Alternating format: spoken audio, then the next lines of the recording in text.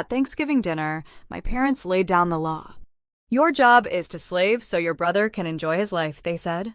If you have a problem with that, there is the door. I did not cry. I looked at them across the table and said, fine. I will walk out and you can start paying your own bills. Their smiles vanished instantly. Before I explain how I used their own greed to dismantle their lives, let me know where you are watching from in the comments below. Hit like and subscribe if you love seeing toxic people destroyed by their own entitlement. The dining room of the suburban estate smelled of roasted sage and expensive wine. I sat near the kitchen entrance, wearing a faded wool sweater, peeling green apples with a small paring knife. The crystal chandelier cast a warm glow over the mahogany table. My 30-year-old brother Julian sat at the head of the table. He wore a tailored linen shirt, holding a glass of Pinot Noir. He called himself a startup entrepreneur. He spent his days attending networking brunches and posting motivational quotes online. Tonight, he had an announcement. His latest venture required a sudden injection of capital. He stated he needed $100,000 by the end of the month to save his company. Richard and Helen, my parents, did not ask Julian why his business was bleeding cash. They turned their heads and looked directly at me. Richard rested his elbows on the table. He told me to liquidate my savings accounts immediately. Helen chimed in, adding that I needed to take out a high-interest personal loan to cover the remaining balance. I kept peeling the apple. The knife sliced through the green skin in one continuous ribbon. I told them no. The temperature in the room shifted. Helen narrowed her eyes, setting her wine glass down hard on the coaster. She delivered her verdict. She told me I was nothing but a freelance accountant with zero ambition. Julian was the visionary of the family. My duty was to fund his lifestyle and bear the burden of the labor. If I refused to play my role, I could pack my bags and walk out the front door tonight. I placed the knife on the cutting board. A childhood spent sacrificing my own medical school scholarships to pay off Julian and his past debts had cured me of any familial affection. I pulled my phone from my pocket. I opened my banking portal. Right there at the dinner table, I systematically canceled the recurring automated payments attached to my routing numbers. I severed the funding for their platinum credit cards, the estate property taxes, the utility bills, and the luxury car leases. I locked the screen and slid the phone back into my pocket. I told them I was leaving, and the power company would sever their electricity by next Tuesday. Silence hung over the roasted turkey. Then Julian let out a short, breathy laugh. He leaned back in his leather chair, swirling his wine. He told me I was acting petty over pocket change. He claimed my accountant salary was no longer required. He leaned forward, a predatory grin spreading across his face. He announced he had just secured a private angel investor. A ghost financier was wiring $500,000 into his corporate account first thing Monday morning. He looked me in the eye and said my financial usefulness had officially expired. I left the dining room without raising my voice or offering a single word of protest. The heavy oak stairs creaked under my weight as I ascended to the second floor of the estate. My bedroom remained virtually unchanged since high school. It lacked the imported rugs, the expensive modern artwork, and the custom furniture that decorated Julian and his wife living quarters down the hall. My space was sparse and functional. I pulled a canvas duffel bag from the closet shelf and began folding my clothes. The repetitive mechanical motion of packing brought a familiar bitter taste to the back of my throat. I tossed a thick medical biology textbook into the bottom of the bag. My fingers lingered on the worn, rigid cover. A decade ago, I held an acceptance letter to a prestigious medical program. I earned a full scholarship through years of relentless study. Richard and Helen intercepted the mail. They sat me down at the kitchen table on a cold Tuesday evening and informed me the supplementary tuition and housing funds were gone. Julian had racked up a staggering underground poker debt, playing with individuals who did not forgive outstanding ledgers. My parents liquidated my college savings to protect his kneecaps. Richard stood by the window smoking a cigar, while Helen handed me a schedule for a local accounting firm.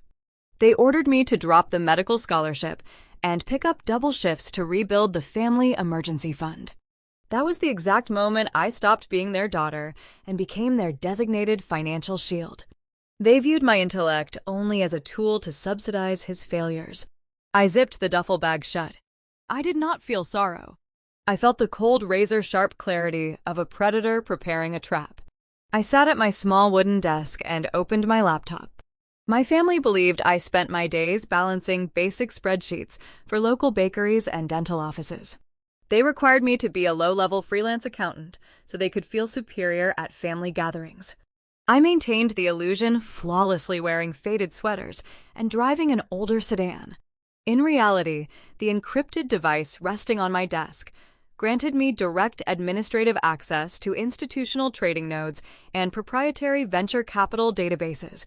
I operated as a shadow partner for a prominent private equity firm, utilizing a network of anonymous corporate entities to manage high-yield investments.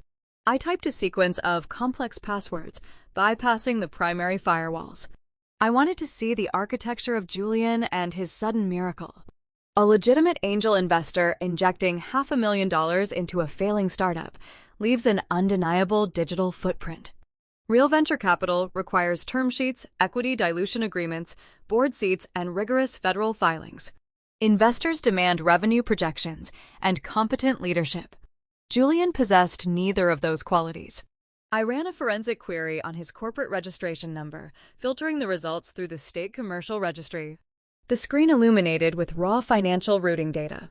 Julian did not secure an angel investor. The incoming wire transfer pending for Monday morning originated from a shadow credit institution. It was a mezzanine fund. In the corporate finance sector, mezzanine debt is a predatory financial instrument. It is hybrid capital utilized by desperate borrowers who have exhausted traditional bank loans. Shadow lenders offer rapid cash with exorbitant interest rates, but they secure the loan against hard physical assets. The contracts are engineered to fail. If the borrower misses a single payment or breaches a minor covenant, the lender executes a rapid legal takeover, stripping the equity overnight. It is a loan-to-own strategy. Julian had walked into a trap designed to swallow failing entrepreneurs alive. I dug deeper, tracing the specific collateral attached to his pending loan. A mezzanine lender does not hand over $500,000 based on a motivational speech and a firm handshake. They require blood. The digital ledger populated the collateral index. My brother had secretly leveraged the very ground beneath his feet. He used the suburban estate, the exact house Richard and Helen were currently sitting in, as the primary asset to secure his shadow loan. He was gambling their roof to fund his failing vanity project. He forged the preliminary equity checks, assuming his startup would generate millions before the first payment came due. A sharp, rhythmic tapping sounded against the wooden doorframe. I did not close the laptop. I simply minimized the secure financial window, bringing up a blank spreadsheet. Naomi stood in the doorway, blocking my exit. My sister-in-law wore a tailored cashmere cardigan and held a crystal glass of champagne. As an African-American woman who prided herself on projecting high society elegance, she constantly manufactured an aura of untouchable wealth. She claimed to be the founder and chief executive of a boutique public relations agency downtown. In truth, her firm produced zero actual revenue. It served as a vanity project designed to justify her expensive networking lunches and her designer wardrobes. She hosted lavish launch parties for products that never shipped and represented clients who paid her in trade rather than currency. She survived by bleeding the family resources dry, right alongside her husband. Naomi took a slow sip of her champagne, surveying my canvas duffel bag with a look of profound amusement. She leaned against the doorframe, crossing her legs at the ankles. "You are throwing a childish tantrum over nothing, Clara," she said, her voice dripping with practiced condescension. "Julian is about to secure $500,000. He is finally entering the major leagues. We do not need your pocket change to survive anymore. We are simply asking you to contribute your fair share to the household while you live under this roof." I kept my expression blank. "Then step aside and let me leave," I replied.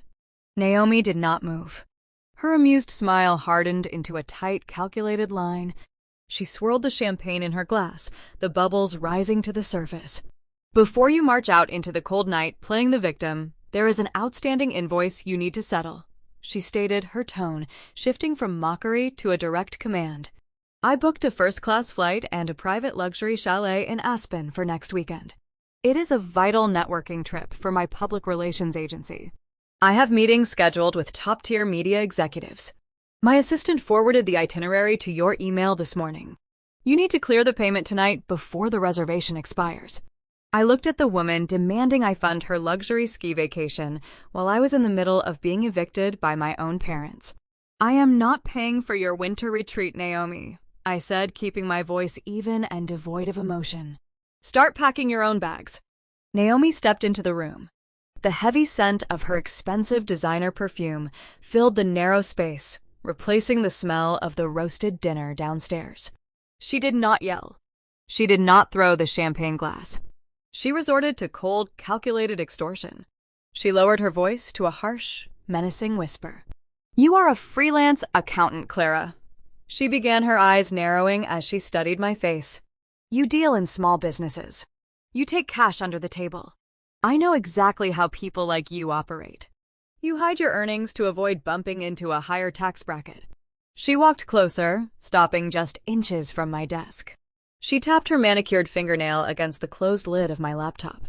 If you do not authorize the payment for my Aspen trip by midnight tonight, I am picking up my phone, she threatened. I will dial the Internal Revenue Service. I will submit a formal whistleblower tip regarding your unreported income and your fraudulent bookkeeping. The Criminal Investigation Division of the federal government does not send polite letters, Clara. They send armed agents. They will audit every single spreadsheet you possess. They will freeze your meager bank accounts and drag you into a federal court for tax evasion.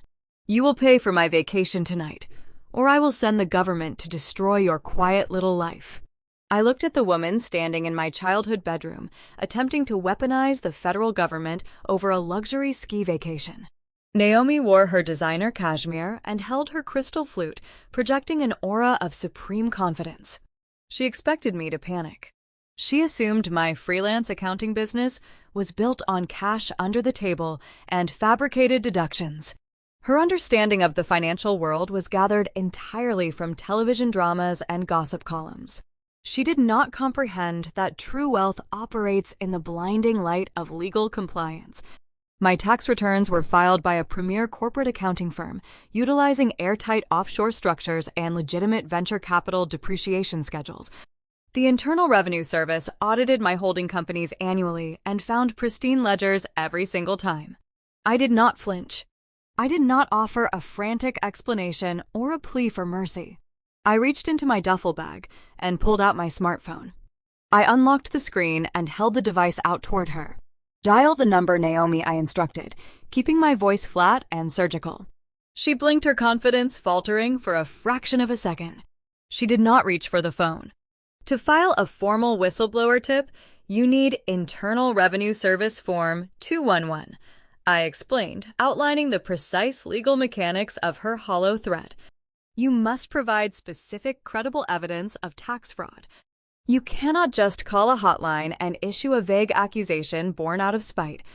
The Criminal Investigation Division requires a sworn declaration under penalty of perjury. If you lie to federal agents to initiate a fraudulent audit, you will face felony charges. I took a step closer, forcing her to look directly into my eyes. I will dictate the toll-free number for the financial crimes tip line. Right now, I offered. Call them. Tell them to send their forensic auditors to this house. I welcome the scrutiny. But remember that when federal agents open an investigation, they audit the entire household. They will look at my ledgers, and then they will look at your public relations agency. They will demand to see the revenue streams funding your designer wardrobe and your first-class flights. Are your books pristine, Naomi? The color drained from her face, leaving her complexion a pale, ashen shade. She swallowed hard, her throat working against a sudden wave of dry panic. Her public relations firm was a hollow shell company used to funnel money from Julian, and by extension from me. A federal audit would obliterate her fake empire in a matter of hours. She knew it, and she realized I knew it too. She took a slow step backward, breaking eye contact. The extortion play evaporated. But a narcissist stripped of leverage must immediately reassert dominance to protect their fragile ego. She refused to accept defeat in a room she deemed beneath her status. Naomi shifted her tactics. She pulled a sleek platinum credit card from the pocket of her cashmere cardigan. The plastic bore my name embossed in raised silver lettering, but it had resided in her designer wallet for the past 3 years.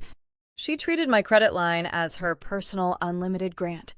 You think you hold the power because you canceled a few automated utility bills? She sneered, her voice trembling slightly as she attempted to regain the upper hand. I do not need your permission to book my travel. She retrieved her own phone and opened a premium airline booking application. She navigated to the reservation page for the Aspen trip. She typed with frantic, disjointed keystrokes, her manicured nails clicking sharply against the glass screen. She selected a first-class seat and a private luxury chalet. The total cost hovered near $12,000. She inputted the security code on the back of the platinum card and pressed the confirmation button, holding the screen up for me to witness her triumph. A spinning loading wheel appeared on the interface. The digital gateway contacted the issuing bank. The seconds stretched in the quiet room. The screen flashed. A stark red error banner dropped across the top of the application. Transaction declined. Please contact the issuing institution. Naomi stared at the glowing red text. Her jaw tightened. She pressed the submit button a second time, assuming a network error. The system rejected the request instantly. She tried a third time. The application locked the payment gateway, citing suspected fraudulent activity due to multiple failed attempts. The reality of the situation finally penetrated her manufactured arrogance. The financial faucet was shut off. The platinum card was nothing more than a useless piece of plastic. The luxury vacations, the expensive dinners, the designer clothes were all dead. I had severed her lifeline right at the dinner table, and the bank enforced my decree. A primal, unhinged rage washed over her features. The polished high society persona shattered. She let out a sharp, guttural scream of pure frustration. She raised her right hand and hurled the crystal champagne flute across the room. The expensive glass struck the wooden doorframe, shattering into 100 glittering shards.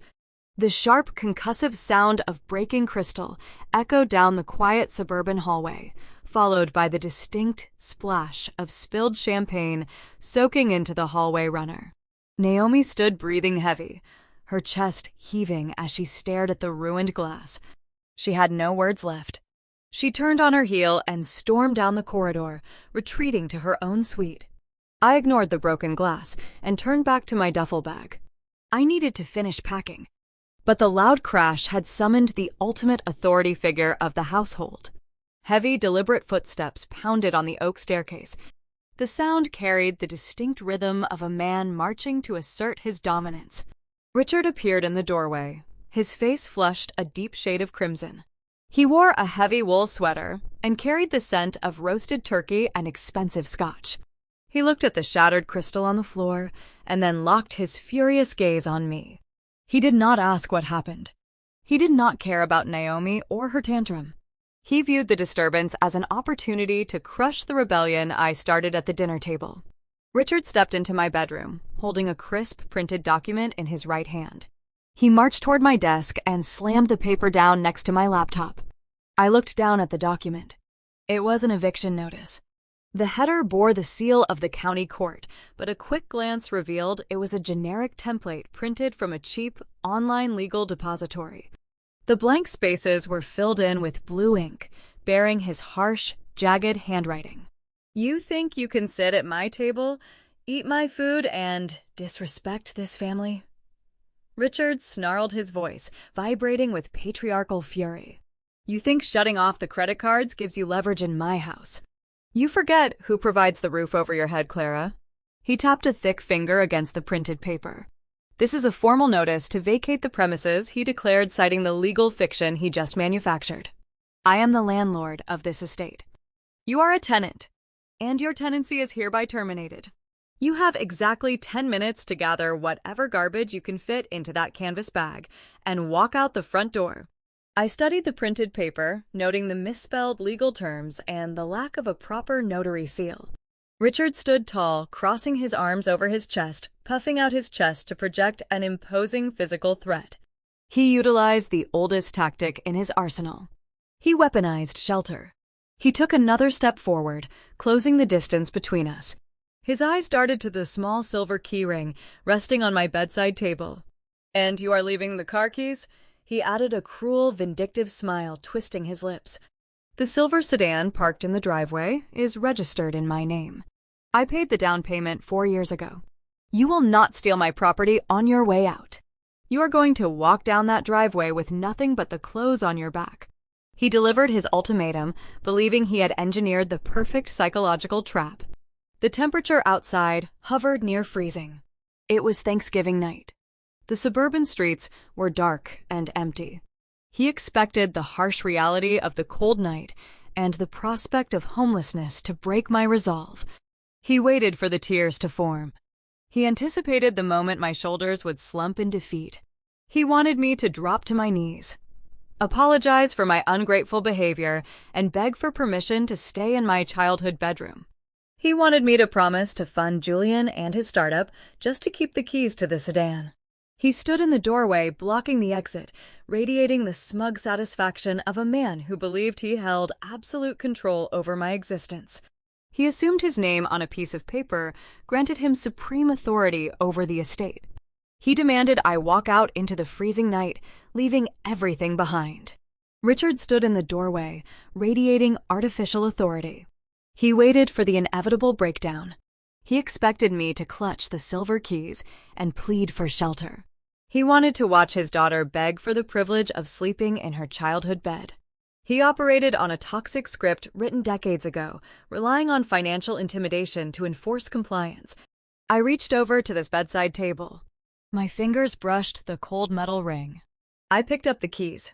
I did not look at them with any lingering attachment. I opened my hand and let them drop. The heavy keys hit the hardwood floor with a sharp, metallic clatter, stopping inches from the toe of his leather shoe. I told him he could keep the sedan.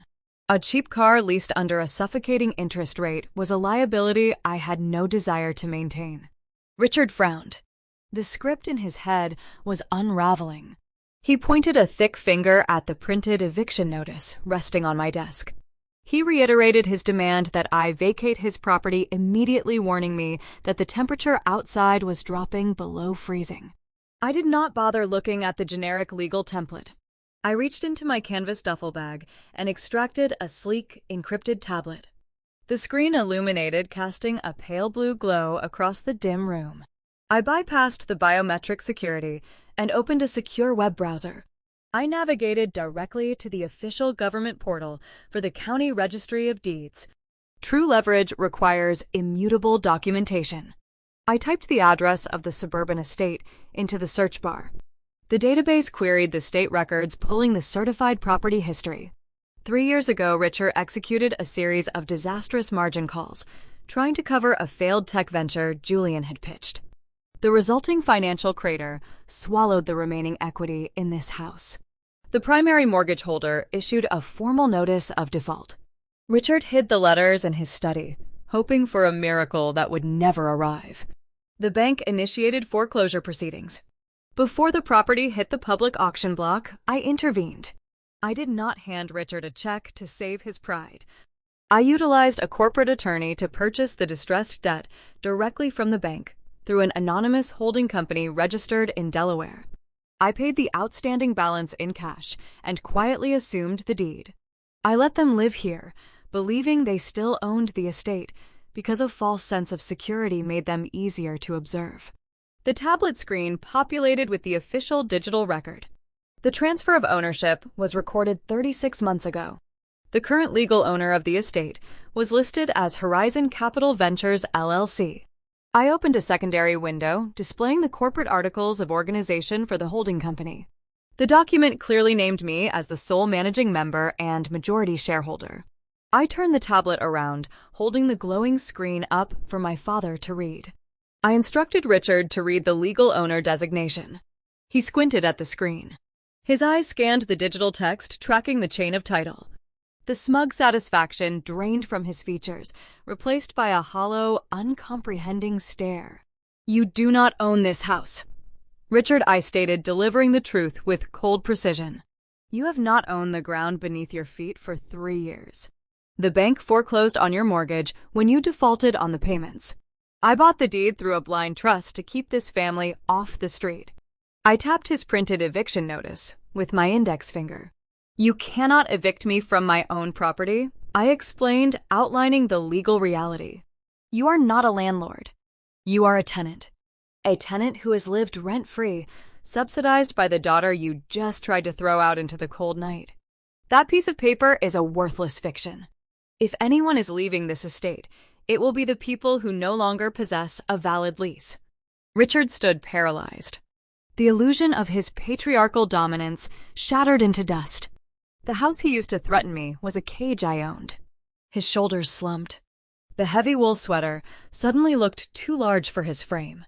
He opened his mouth to formulate a defense, but the cognitive dissonance robbed him of his vocabulary. He stared at the keys on the floor, realizing they represented a car he could no longer afford to fuel. Before he could regain his composure, a frantic voice echoed from the downstairs hallway. Heavy footsteps pounded on the oak staircase. Julian rushed up the stairs, taking them 2 at a time. He burst into my bedroom, ignoring our father standing frozen in the doorway. Julian gripped his smartphone so tightly his knuckles turned white. The tailored linen shirt he wore at the dinner table was stained with nervous sweat beneath the arms. He looked like a man who had just stared over the edge of a cliff and felt the ground crumbling beneath his boots. The arrogance of the startup entrepreneur evaporated, leaving behind a terrified child facing the consequences of a lethal miscalculation. The mezzanine fund called Julian, gasped, his voice cracking under the intense pressure. The shadow lenders were running their final compliance checks before authorizing the $500,000 wire transfer scheduled for Monday morning. Predatory lenders do not rely on verbal assurances. They execute rigorous due diligence on all physical collateral. Their underwriters pulled the county property records to verify the asset. They found the exact same digital ledger I just showed Richard. The fund discovered Julian did not own the suburban estate. He offered a property he had zero legal claim to as the primary security for a massive commercial loan. Offering property you do not own to secure corporate financing constitutes felony bank fraud. The shadow lenders did not care about Julian or his visionary startup dreams. They cared about strict risk mitigation. They terminated the loan agreement instantly. The $5 million valuation, the angel investor narrative, the entire future Julian built in his head vanished in a single phone call. But predatory lenders do not walk away empty-handed when a borrower attempts to defraud them. They enforce the punitive clauses buried deep within the fine print of the underwriting contract. Julian held his phone out, his hand trembling visibly. The fund manager invoked the breach of contract provision, he explained. They are demanding a $50,000 penalty fee for fraudulent misrepresentation. The payment is due in cash before midnight tonight. Julian looked at me, his eyes wide with primal terror. He abandoned his previous mockery. He begged me to unlock the family credit cards. He pleaded for an emergency wire transfer from my accounting accounts. He confessed he had zero liquid capital to his name. The networking brunches and the tailored shirts were funded entirely by the credit lines I had severed downstairs. I leaned against my wooden desk, watching him sweat. I asked him what the fund would do if he missed the midnight deadline. Julian swallowed hard, a look of pure dread washing over his face. To secure the high-risk mezzanine debt, he required a secondary guarantor. He convinced Naomi to sign the underwriting documents, utilizing her boutique public relations firm as the backup collateral. He promised her the startup would generate immediate returns, shielding her from any actual financial exposure. The lenders invoked the cross-collateralization provision, Julian whispered, staring at the floor. If I fail to wire the $50,000 before midnight, the fund will dispatch an asset recovery team. They hold a primary lien on her corporate entity. They will seize every computer server rack bank account and client ledger tied to Naomi and her agency. They will liquidate her business by sunrise to recoup the penalty fee. Julian was staring at imminent financial execution. The clock was ticking toward midnight. He had tied his fake empire to his wife vanity project, and now both entities were standing on the trap door with the rope around their necks. The brother who told me to slave for his benefit was now begging for a fraction of the wealth he assumed I did not possess. The heavy footsteps that echoed in the hallway did not belong to a federal agent or a shadow lender. Naomi stepped into the bedroom doorway. She had retreated to her suite after her platinum card declined, but the thin walls of the suburban estate offered no acoustic privacy. She heard Julian rushing up the stairs. She heard his frantic confession regarding the mezzanine fund and the canceled loan. The tailored cashmere cardigan she wore now looked less like a symbol of high society elegance and more like a fragile shield she was desperately trying to hold together. Naomi looked at her husband standing near my desk. Julian was sweating, his hands trembling, his eyes darting across the room. The polished facade of the wealthy tech entrepreneur dissolved before her eyes. She realized the man she married was a hollow fraud. He did not possess a multi-million-dollar valuation. He did not have a roster of angel investors. He was a desperate gambler who used her boutique public relations agency as a human shield against a predatory lending syndicate. She walked slowly into the room, ignoring Richard, who remained frozen near the doorframe. Naomi stopped in front of Julian and slapped him across the face.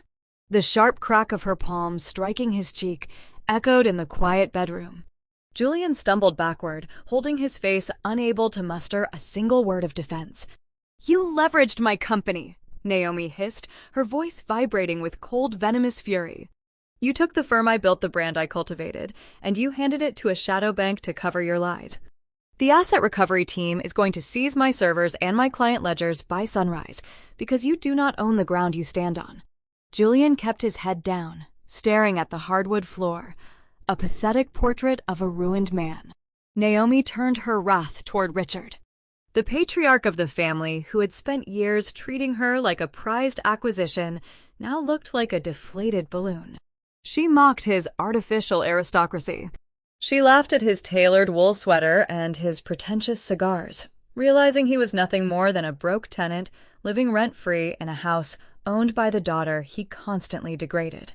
She stripped away their collective dignity with precise surgical insults, leaving them exposed as a family of parasites. But Naomi was a survivor in her own twisted ecosystem. She understood that insulting her ruined husband and his bankrupt father would not satisfy the mezzanine fund. The shadow lenders required $50,000 in liquid cash before midnight. There was only one person in the room who possessed that kind of capital. Naomi turned her attention to me. The anger in her eyes mutated into a sharp, predatory calculation. She knew I bought the foreclosed estate. She knew I possessed the financial architecture to execute high-level real estate transactions. She realized my freelance accounting persona was a brilliant camouflage.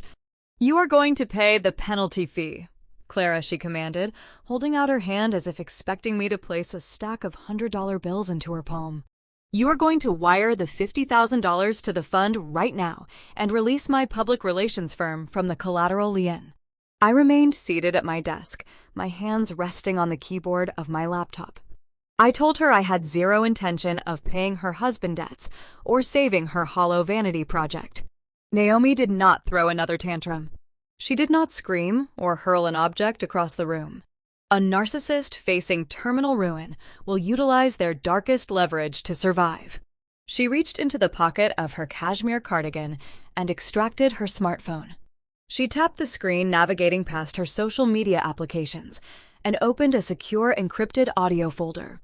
"I anticipated your stubbornness," Naomi said, a dark, triumphant smile creeping across her face. "You always think you hold the moral high ground. You think you can just pack a duffel bag and walk away from this family, leaving us to drown. But you are tethered to us, Clara. You are bound to our dirt." She adjusted the volume on her device and pressed the play button. The audio recording was clear, capturing the ambient sounds of a summer evening. I heard the distinct clinking of crystal wine glasses and the gentle hum of the patio heater. It was a covert recording captured on the back deck of the estate late last year. Richard's voice echoed from the small speaker.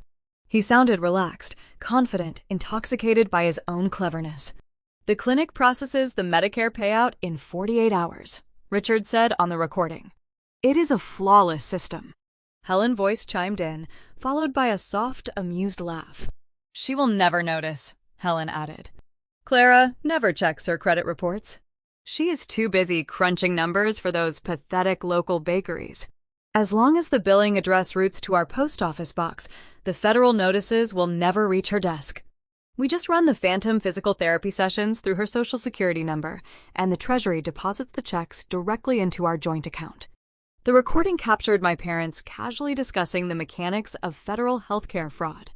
They were sitting on their patio, drinking expensive wine, confessing to stealing tens of thousands of dollars from the United States government, using their own daughter as the primary vehicle for the crime. Naomi paused the audio. The silence in the bedroom grew thick and suffocating. Richard turned a sickly shade of gray, his eyes wide with terror, as he realized his private confession was just weaponized against him. Identity theft and Medicare fraud, Naomi stated, outlining the legal parameters of her extortion with chilling clarity. "Your parents stole your Social Security number. They billed the federal government for expensive diagnostic imaging and rehabilitation treatments you never received. They funneled the federal payouts to cover Julian and his endless networking expenses." She held the phone up, treating the digital file like a loaded firearm pointed directly at my chest. "If you do not authorize the wire transfer to the mezzanine fund before midnight, I am forwarding this audio file to the Federal Bureau of Investigation," Naomi threatened. "I will send it to the Office of the Inspector General. They will dispatch federal agents to this house. They will arrest Richard and Helen and sentence them to a decade in a federal penitentiary." Naomi took a step closer, lowering her voice to a harsh whisper. "And they will arrest you too, Clara," she promised. "You are the designated family accountant. You handle their taxes. The federal prosecutors will look at the fraudulent Treasury deposits, and they will assume you were the architect of the scheme. They will classify you as a co-conspirator. They will freeze your hidden bank accounts, seize this estate, and strip your professional licenses. You will go down with them. $50,000 is a very cheap price to keep your freedom. Pay the penalty fee." Richard opened his mouth, trying to formulate a defense, trying to apologize for the betrayal, but the words died in his throat. He looked at me with the pathetic, pleading eyes of a man begging his victim for salvation. I did not look at my father. I did not hyperventilate or beg Naomi to delete the file. When a predator reveals their ultimate weapon, a seasoned strategist does not flinch. They evaluate the structural integrity of the threat. I turned my chair away from Naomi and faced the glowing screen of my laptop. I opened a new encrypted browser window. I bypassed the standard commercial search engines and accessed the direct secure portal for the Federal Tax and Social Security Administration.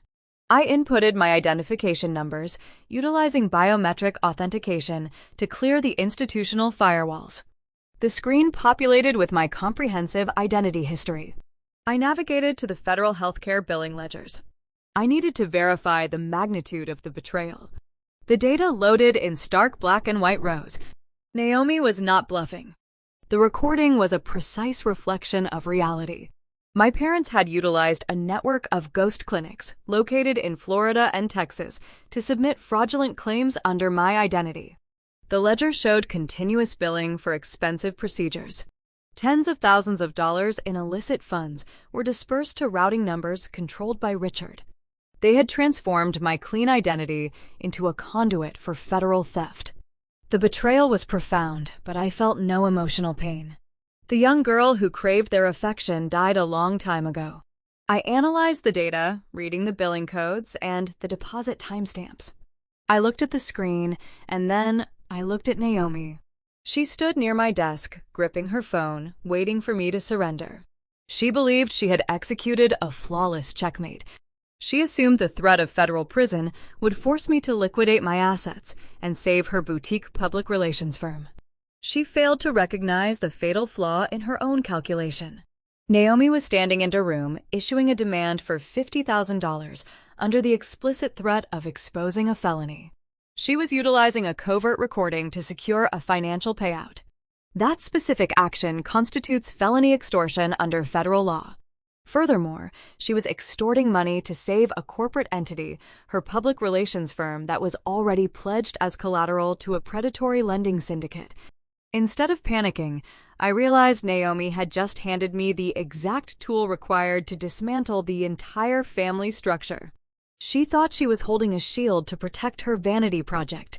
She did not realize she was holding a live grenade, and she had just handed me the pin. I looked at Naomi, standing in my childhood bedroom, gripping her smartphone like a loaded weapon. She expected me to panic.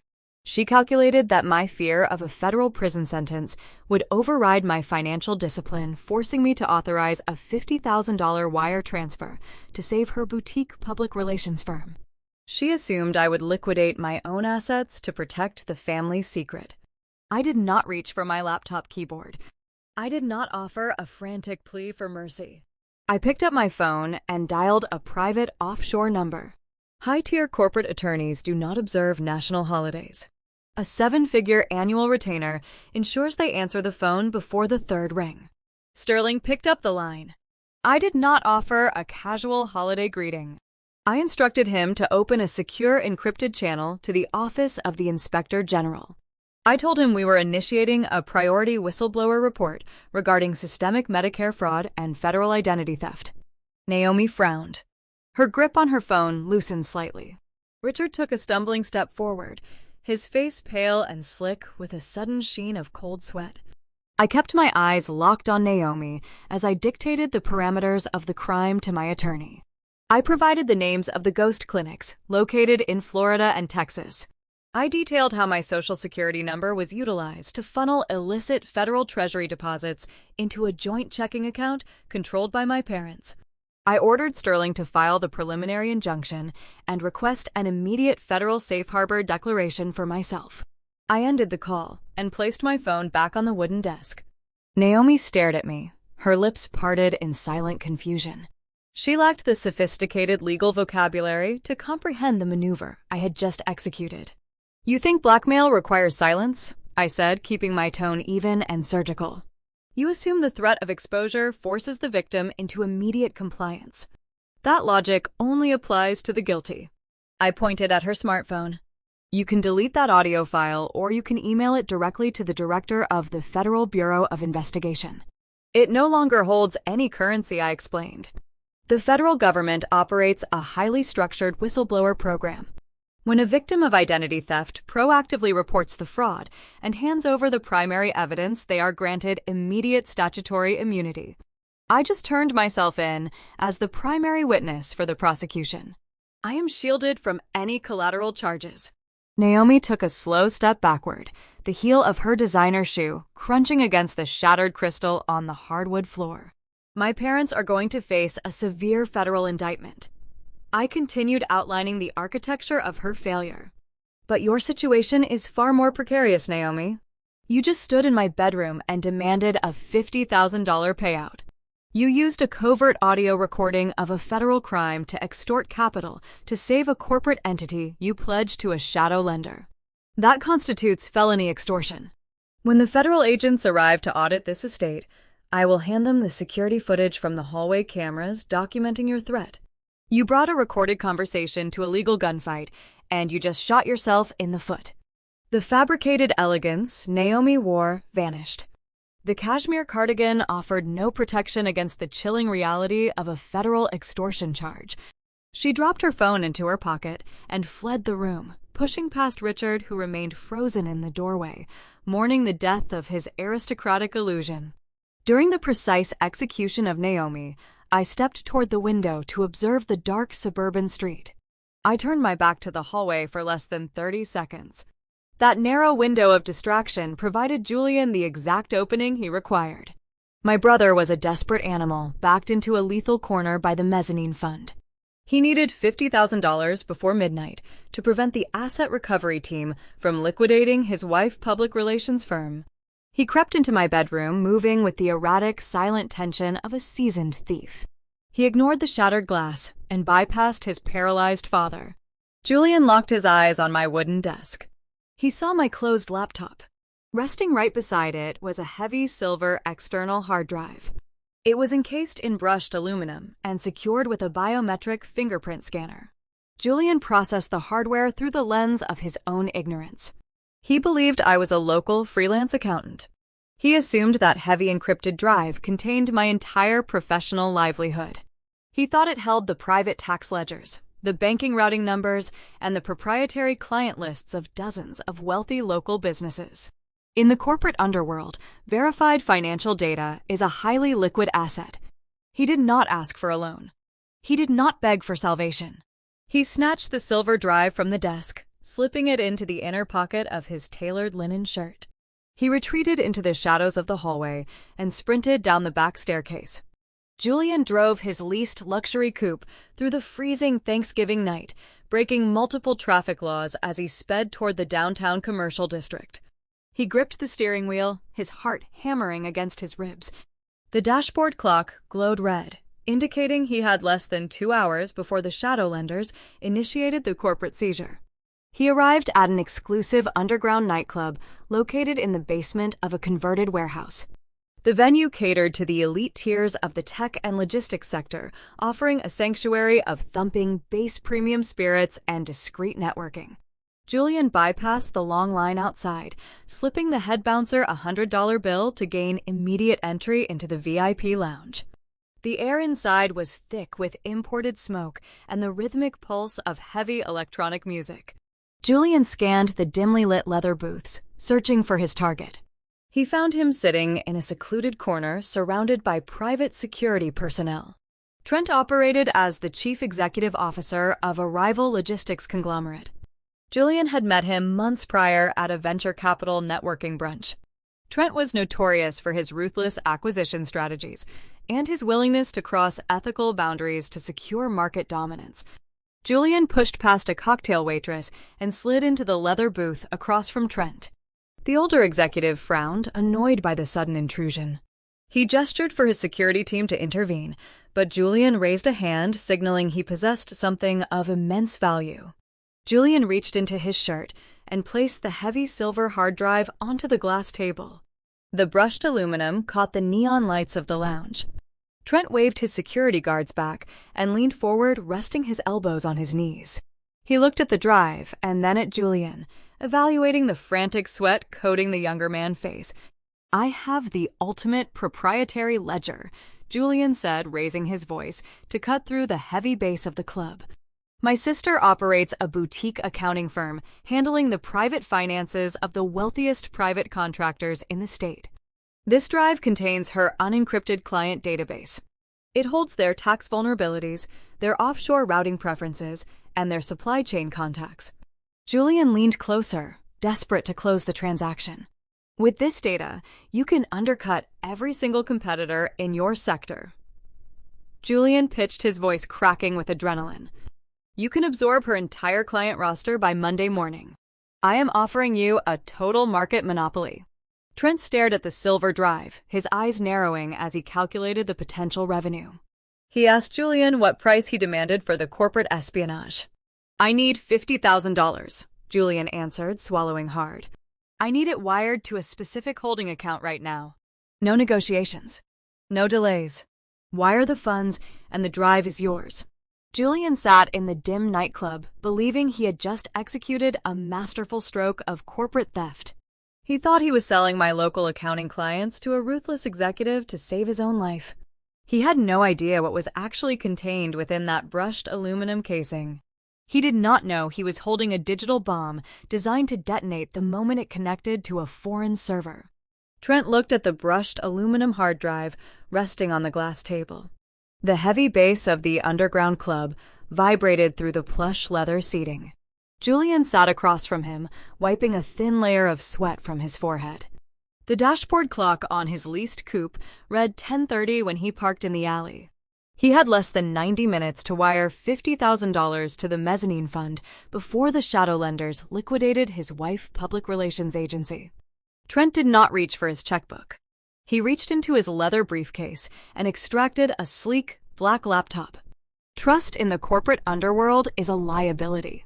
Verification is the only valid currency. Miles away in my quiet suburban bedroom, I noticed the empty space on my wooden desk. The biometric hard drive was missing. I did not panic. I did not rush downstairs to interrogate my ruined parents. I simply closed my laptop and poured a glass of mineral water. Julian assumed the drive contained the private tax ledgers and social security numbers of local bakery owners. He evaluated my entire existence through the narrow lens of his own arrogance. I was not a local freelance accountant taking cash under the table. The digital files secured inside that aluminum casing represented the core source code of a proprietary logistics technology firm I founded 4 years ago. The software optimized global shipping routes utilizing advanced predictive modeling and artificial intelligence. A major international conglomerate was currently finalizing a clandestine acquisition of my company for a 9-figure valuation. To protect a digital asset of that magnitude, standard encryption is insufficient. I engineered a proactive defense mechanism designed to neutralize industrial espionage. The hard drive featured a geo-locked security protocol.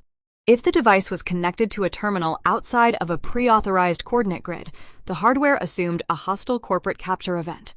It did not merely lock the data behind a password prompt. It executed a lethal countermeasure to protect the intellectual property. Inside the dimly lit VIP lounge, Trent plugged the silver drive into the data port of his laptop. He typed a rapid sequence of commands preparing to clone the accounting databases Julian promised. He intended to absorb the fictional client roster, find their tax vulnerabilities, and dominate the local market. The screen illuminated his face with a cold blue glow. He opened his secure corporate network, linking his laptop directly to the primary servers of his logistics conglomerate to facilitate a seamless data transfer. He initiated the handshake protocol. The hardware verified its global positioning coordinates using an internal cellular ping. It registered the location as an unauthorized underground warehouse miles away from my secure office server. The defensive algorithm engaged instantly. Trent watched the blue screen flicker and turn a stark, unforgiving crimson. The progress bar did not indicate a download. A command prompt window opened, flooding the screen with cascading lines of white code. The drive unleashed a localized ransomware payload.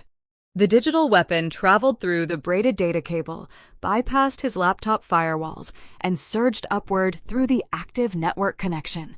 It targeted the central nervous system of his logistics empire. Trent tapped the keyboard, attempting to sever the connection and initiate a manual override. The keys yielded zero response. The operating system was locked in terminal paralysis. His smartphone vibrated violently against the glass table. He answered the call, placing the device on speaker.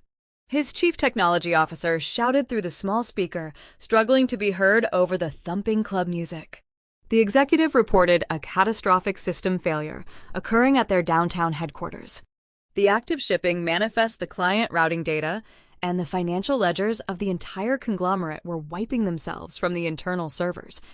The digital architecture of his company was burning to the ground in real time. Delivery trucks across the country would be stranded by morning. Millions of dollars in active contracts were vaporizing. Trent stared at the red screen, his eyes wide with a mixture of horror and mounting fury. He severed the call and pulled the data cable from the port, but the containment effort was futile. The payload had already executed its primary objective. He looked across the table at Julian. The desperate startup entrepreneur sat frozen, holding his breath, expecting a wire transfer confirmation. Julian possessed no technical expertise. He did not understand the crimson screen or the frantic phone call. He leaned forward, asking if the $50,000 was ready to be transferred to his designated account. Trent did not answer the question. He raised a single hand, snapping his fingers. The 3 private security contractors, standing near the edge of the booth, moved with synchronized, brutal efficiency. They grabbed Julian by the shoulders, pulling him out of the leather seating. They slammed him face down onto the glass table, pinning his arms painfully behind his back. Julian gasped, struggling against the overwhelming physical force. He shouted in confusion, claiming there must be a technical error with the tax files and begging them to check the data again. Trent stood up, buttoning his tailored suit jacket. He leaned over the table, placing his face inches from Julian. He spoke in a low, dangerous register, cutting through the ambient noise of the heavy bass. "You did not hand me an accounting ledger," Trent stated, his voice dripping with pure venom. "You handed me a digital bomb. You just orchestrated a direct cyber attack against my corporate infrastructure. You wiped my active server grid and paralyzed my daily operations." Julian shook his head frantically. His cheek pressed against the cold glass surface. He begged for an explanation, swearing he only took the drive from his sister's suburban bedroom. He pleaded for the $50,000, citing his impending midnight deadline with the shadow lenders. He promised to fix whatever computer glitch caused the error. Trent laughed, a cold, hollow sound, lacking any trace of amusement. "You are not getting a single dime," Trent promised, stepping away from the table. "You are getting a federal lawsuit. I am dispatching my corporate legal team first thing Monday morning. I am filing a civil suit against you for $5 million, citing industrial espionage and intentional corporate sabotage. I will freeze whatever miserable assets you have left. I will drag you through a decade of litigation until you are bankrupt and rotting in a jail cell." The security guards hauled Julian to his feet, dragging him backward toward the rear service exit of the nightclub. He kicked and pleaded, but his protests were swallowed by the loud music. The heavy steel door was shoved open, and Julian was tossed into the freezing alleyway. He landed hard on this damp concrete, scraping his hands and tearing his expensive linen shirt. The steel door slammed shut, locking from the inside. Julian lay there, shivering in the cold night air, staring at the damp brick walls. The midnight deadline loomed less than an hour away. The shadow lenders were already preparing their asset recovery teams to seize his wife's public relations firm. He had attempted to steal his way out of a crushing debt. Instead, he had just triggered a catastrophic cyber event and buried himself under a $5 million lawsuit from a ruthless corporate adversary. He possessed no money, no leverage, and nowhere left to run.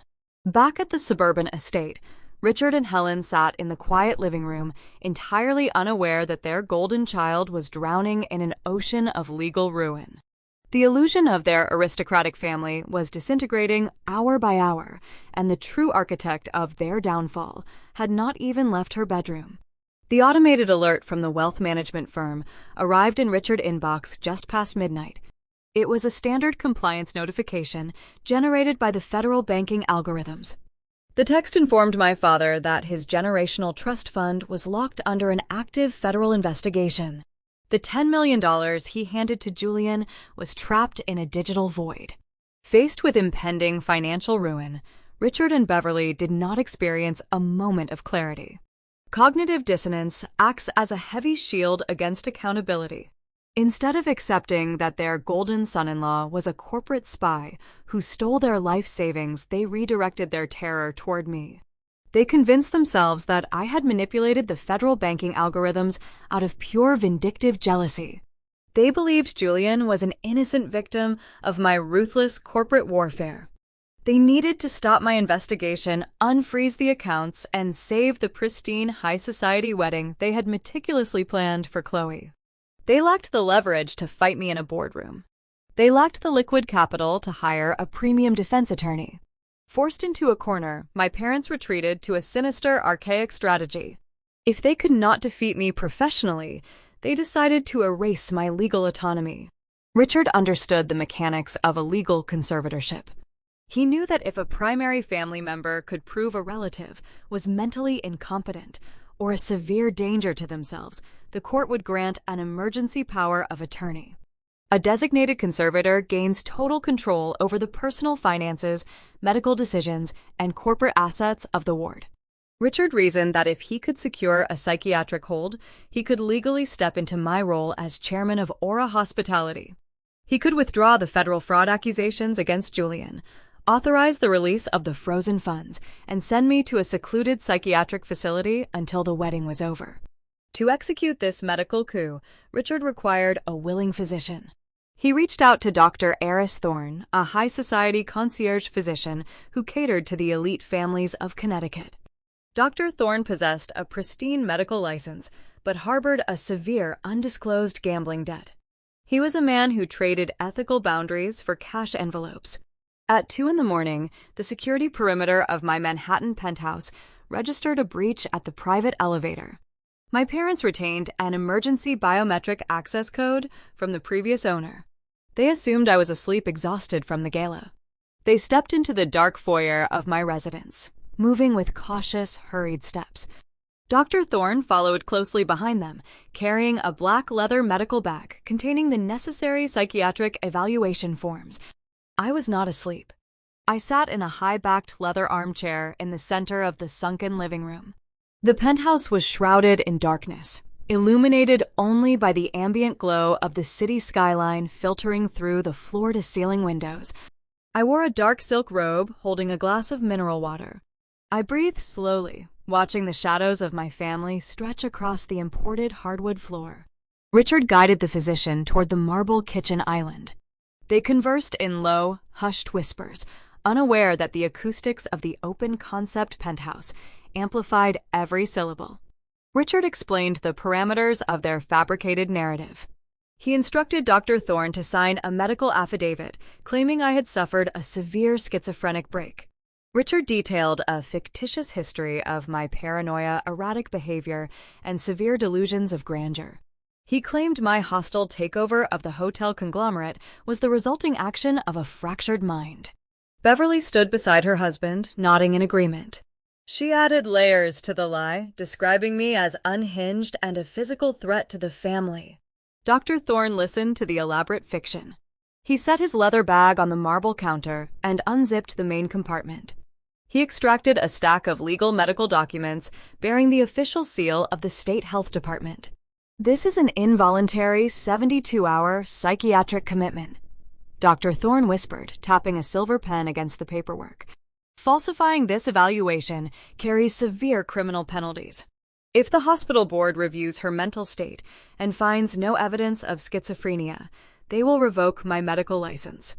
I am taking on a catastrophic level of professional risk. Richard did not argue. He reached into the inner pocket of his tailored trench coat. Since his bank accounts were frozen by the federal government, he had resorted to physical assets. He pulled out a thick, velvet pouch. He untied the silk drawstrings and emptied the contents onto the marble island. A collection of Beverly vintage heirloom jewelry cascaded onto the stone surface. Diamond tennis bracelets, platinum rings, and a heavy emerald necklace sparkled in the dim light. It was the last remaining fraction of their untraceable generational wealth. "Take it," Richard urged, his voice trembling with desperate urgency. "There is easily $200,000 in unrecorded stones sitting right there. Sign the involuntary commitment papers. Once I take control of her corporate assets tomorrow morning, I will wire another $500,000 to your offshore account. We just need her incapacitated immediately." Dr. Thorne stared at the pile of diamonds. The allure of erasing his gambling debt overrode his medical oath. He picked up the silver pen and uncapped it. He leaned over the marble island, pressing the ink against the signature line of the psychiatric affidavit. I placed my glass of mineral water on the side table. The soft clink of the crystal echoed in the quiet room. Dr. Thorne froze. Richard and Beverly spun around, peering into the darkness of the sunken living room. "You should read the corporate bylaws before you attempt a medical coup." "Richard?" I said, my voice projecting a calm, lethal authority. "Aura Hospitality requires 3 independent board-appointed psychiatrists to verify any claim of executive incompetence. A single signature from a compromised concierge doctor will not grant you access to my shares." I pressed a button on the smart home interface integrated into the armrest of my chair. The ambient lighting of the penthouse activated instantly. Bright recessed bulbs flooded the kitchen and living room with harsh clinical light. Richard shielded his eyes, taking a sudden step back from the marble island. Beverly let out a sharp gasp, clutching her trench coat around her shoulders. Dr. Thorne dropped his silver pen, his face turning the color of wet ash. I stood up and walked slowly toward the kitchen. I did not raise my voice or display any trace of the erratic behavior they had just described. I projected the cold, unyielding stability of a woman who held absolute control over her environment. You broke into my residence in the middle of the night to strip away my legal autonomy, I stated, stopping a few feet away from the island. You intended to drug me, lock me in a psychiatric ward, and steal my company just to save a man who actively despises you. The sheer magnitude of your delusion is genuinely fascinating. Richard recovered from his initial shock. He puffed out his chest, attempting to summon his fading patriarchal authority. He pointed a finger at me, his face flushing red with desperate anger. "You are sick, Claire," he declared, raising his voice to dominate the room. "You ruined your sister engagement. You destroyed Julian's career. You froze our bank accounts. We are doing this for your own good. Dr. Thorne is going to sign those papers, and the paramedics are going to escort you to a specialized facility." He looked at the physician, urging him to finish signing the document. But Dr. Thorne was staring at the ceiling. I followed his gaze, smiling faintly. "When I purchased this penthouse, I upgraded the internal security perimeter," I explained, tracing the edge of the marble counter. "I installed high-definition smart home cameras inside the recessed lighting fixtures. They feature integrated audio recording and direct cloud synchronization." The physician understood the technological reality immediately. The color drained from his face as he realized his entire career was evaporating. I activated the system the moment the elevator doors opened. I continued my tone, dropping to a quiet, lethal register. "The servers currently hold a crystal-clear recording of you, Richard, dictating a fabricated medical diagnosis. They captured Beverly, confirming the lie. And most importantly, the cameras recorded Dr. Thorne accepting a pile of untraceable diamonds in exchange for a fraudulent psychiatric hold." Dr. Thorne took a stumbling step backward. He looked at the jewelry on the counter, and then at the glowing lenses hidden in the ceiling fixtures. He knew the footage was a guaranteed prison sentence for medical fraud and bribery. "You just purchased a felony, Richard," I informed my father. Dr. Thorne did not wait for the conversation to conclude. He abandoned his black leather bag. He abandoned the diamonds and the psychiatric forms. The disgraced physician turned on his heel and sprinted toward the private elevator, smashing the call button with a trembling fist. He fled the penthouse, leaving his wealthy clients to face the consequences of their failed ambush. Richard stared at the abandoned medical documents. The brilliant legal loophole he thought would save his family had just transformed into an ironclad extortion trap. He slowly raised his eyes to meet mine. The arrogance melted away, leaving a cornered, terrified man standing in my kitchen. He realized I held the video file that could send both him and his wife to a federal penitentiary for conspiracy and bribery. He opened his mouth to speak, but the words died in his throat. The balance of power had permanently shifted, and the real negotiation was about to begin. Dr. Thorne slammed his hand against the call button of the private elevator. The polished steel doors remained firmly shut. I had overridden the access panel from my smart home terminal the moment he tried to run. He turned around his chest, heaving with frantic, shallow breaths. I walked across the sunken living room, holding a sleek, silver tablet. I stopped a few feet away from him and turned the screen around so he could view the display. The high-definition footage played in perfect clarity. The sensitive microphones captured his exact voice, discussing the fake schizophrenia diagnosis and negotiating the price of his medical ethics. I explained the legal reality to him in a quiet, steady tone. I cited the specific federal statutes for medical fraud, criminal conspiracy, and accepting bribes to falsify psychiatric holds. I detailed how the state medical board would not just strip his medical license, but refer him to the Department of Justice for immediate prosecution. I noted that white-collar prisons are unforgiving to disgraced physicians who trade their medical oaths for unrecorded jewelry. I showed him the specific digital frame, capturing his hand hovering over the involuntary commitment paperwork.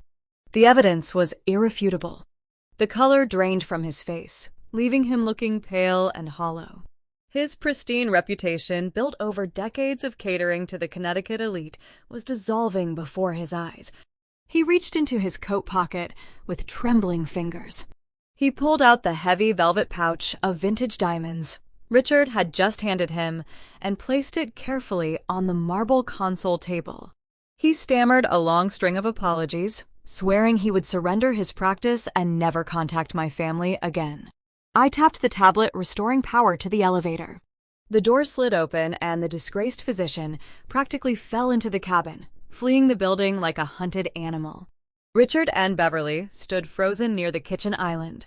They watched their final desperate strategy evaporate into the cold Manhattan night. The medical coup failed. The conservatorship gambit imploded. They were left stranded in the penthouse of the daughter they had just tried to lock inside a psychiatric ward. Richard opened his mouth, attempting to formulate another lie, or perhaps beg for mercy, but the severe expression on my face silenced him. I did not raise my voice, or offer an emotional monologue about their lifelong betrayal. I simply delivered the financial verdict. I informed them that the corporate umbrella shielding their remaining lifestyle expenses was officially terminated. I pulled up my administrative dashboard on the tablet and executed a series of targeted cancellations. I revoked the automated payments for their estate utilities, their premium health insurance policies, and the exclusive country club memberships they cherished above all else. I deactivated the emergency grocery credit lines linked to my subsidiary accounts. I informed them that the maintenance staff at their foreclosed mansion would arrive at dawn to change the locks and secure the perimeter on behalf of my shadow firm Vanguard Equity. They had tried to steal my legal autonomy to save a criminal. In return, I stripped away the last remaining threads of their high society existence, reducing them to destitution. I pressed the intercom button on my desk and instructed the lobby security team to escort 2 trespassers out of the building. My parents walked toward the elevator, their heads bowed, carrying the crushing weight of their own ruin. They stepped out into the freezing city streets with no access to cash, no social standing, and a locked home waiting for them. The empire they thought they controlled was dust. While my parents faced the harsh reality of poverty, a different kind of betrayal unfolded across the city. Julian sat in his darkened luxury apartment, consumed by the catastrophic failure of his corporate espionage. He stared blankly at a muted television, his mind paralyzed by the impending federal indictments and the lethal threats from the apex shadow investors. He had consumed half a bottle of expensive bourbon, trying to numb the reality of his destroyed career. He slumped on the velvet sofa, his breathing shallow and uneven. He was a defeated man, possessing no remaining strategic value. Chloe observed him from the doorway of the master bedroom. She did not feel a shred of empathy for her new husband. She did not mourn the loss of his prestige or fear for his safety. Her mind operated on a strict currency of vanity and self-preservation. She pulled out her smartphone, checking her social media analytics. The lucrative corporate sponsorships for her upcoming high society wedding were already evaporating as blind items regarding Julian committing federal crimes began circulating through the elite social networks. Her follower count was hemorrhaging. She realized the lavish billionaire lifestyle she had built her influencer brand around was a sinking ship. She refused to drown with a man who could no longer fund her designer wardrobe or elevate her social standing. Chloe walked to the mahogany desk, where Julian kept his secondary administrative laptop. She knew he maintained a small hidden startup fund intended for minor venture capital investments. It was a fraction of his former wealth, but it was enough to secure her a first-class ticket to Europe and a few months of luxury hotel stays while she rebranded her digital persona. She opened the laptop, utilizing the passcode she had memorized weeks ago. Her manicured fingers moved rapidly across the keyboard. First, she accessed a legal template database and drafted a rapid annulment petition. She intended to file the paperwork claiming fraud to sever their recent secret courthouse marriage before the federal authorities could seize her personal assets. She printed the document and shoved it into her designer handbag. Then she navigated to the hidden venture capital ledger. The screen displayed a balance of $500,000. It was a pathetic sum compared to the $10 million he had tried to steal, but it was liquid and ready to move. Chloe set up a secure routing channel, linking the remaining capital to an anonymous digital wallet she controlled. She did not understand the intricate architecture of offshore finance or the severe risks attached to dark money. She only cared about securing her escape fund. She highlighted the entire $500,000 balance and clicked the execute command. The progress bar filled rapidly, pushing the funds through the encrypted nodes. She smiled, believing she had successfully outsmarted both her criminal husband and her ruthless sister. But Chloe lacked the technical foresight to recognize a financial tripwire. That specific startup account was not a standard commercial checking ledger. It was the original collateral account Julian had used to secure his initial illicit loans from the Apex shadow investors. The balance was contractually mandated to remain untouched as a show of good faith to the ruthless syndicate. By initiating a rapid total withdrawal, Chloe did not just drain the account. She triggered a default alert embedded deep within the routing software. The transaction bypassed the standard banking notifications entirely. An automated distress signal was dispatched directly to the underground credit syndicate, monitoring the funds. These were not traditional debt collectors armed with clipboards and court orders. They were shadow operatives who specialized in silent, lethal asset recovery. The laptop screen flashed a sharp yellow warning, detailing a critical breach of collateral terms. Chloe frowned, staring at the cryptic error code. She assumed it was a standard banking delay and tapped the keyboard in frustration. She did not realize she had just signaled her exact location to a syndicate that viewed financial default as an act of war. The heavy silence of the luxury apartment was suddenly broken by the sound of the private elevator engaging in the hallway outside. Julian was too intoxicated to notice the mechanical hum, but Chloe heard the distinct metallic chime. The elevator doors opened. The heavy, synchronized footsteps of professional enforcers echoed through the marble corridor, marching with terrifying purpose directly toward their front door. The freezing autumn rain lashed against the floor-to-ceiling windows of the Manhattan duplex penthouse. It was late November. Outside the luxury high-rise, the city observed Thanksgiving night. It was a holiday traditionally defined by warmth, familial gratitude, and roasted dinners shared around crowded tables. Inside Julian's opulent residence, the atmosphere mirrored the interior of a concrete mausoleum. The sprawling apartment was stripped of any festive spirit, replacing the holiday cheer with the suffocating weight of impending federal indictments and financial ruin.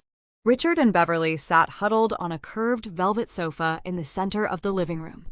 They had arrived hours earlier, dragging a few hastily packed canvas suitcases across the polished marble floors. Evicted from their pristine Connecticut estate by my foreclosure notice, they had nowhere else to turn. Their high society friends had abandoned them, blocking their phone numbers to avoid the stench of the unfolding scandal. Stripped of their generational wealth and their country club dignity, my parents had crawled to the only shelter remaining. They sought refuge with the very man who had orchestrated their total destruction. Julian was a hollow ghost of the arrogant executive who had mocked me at the engagement party just weeks ago.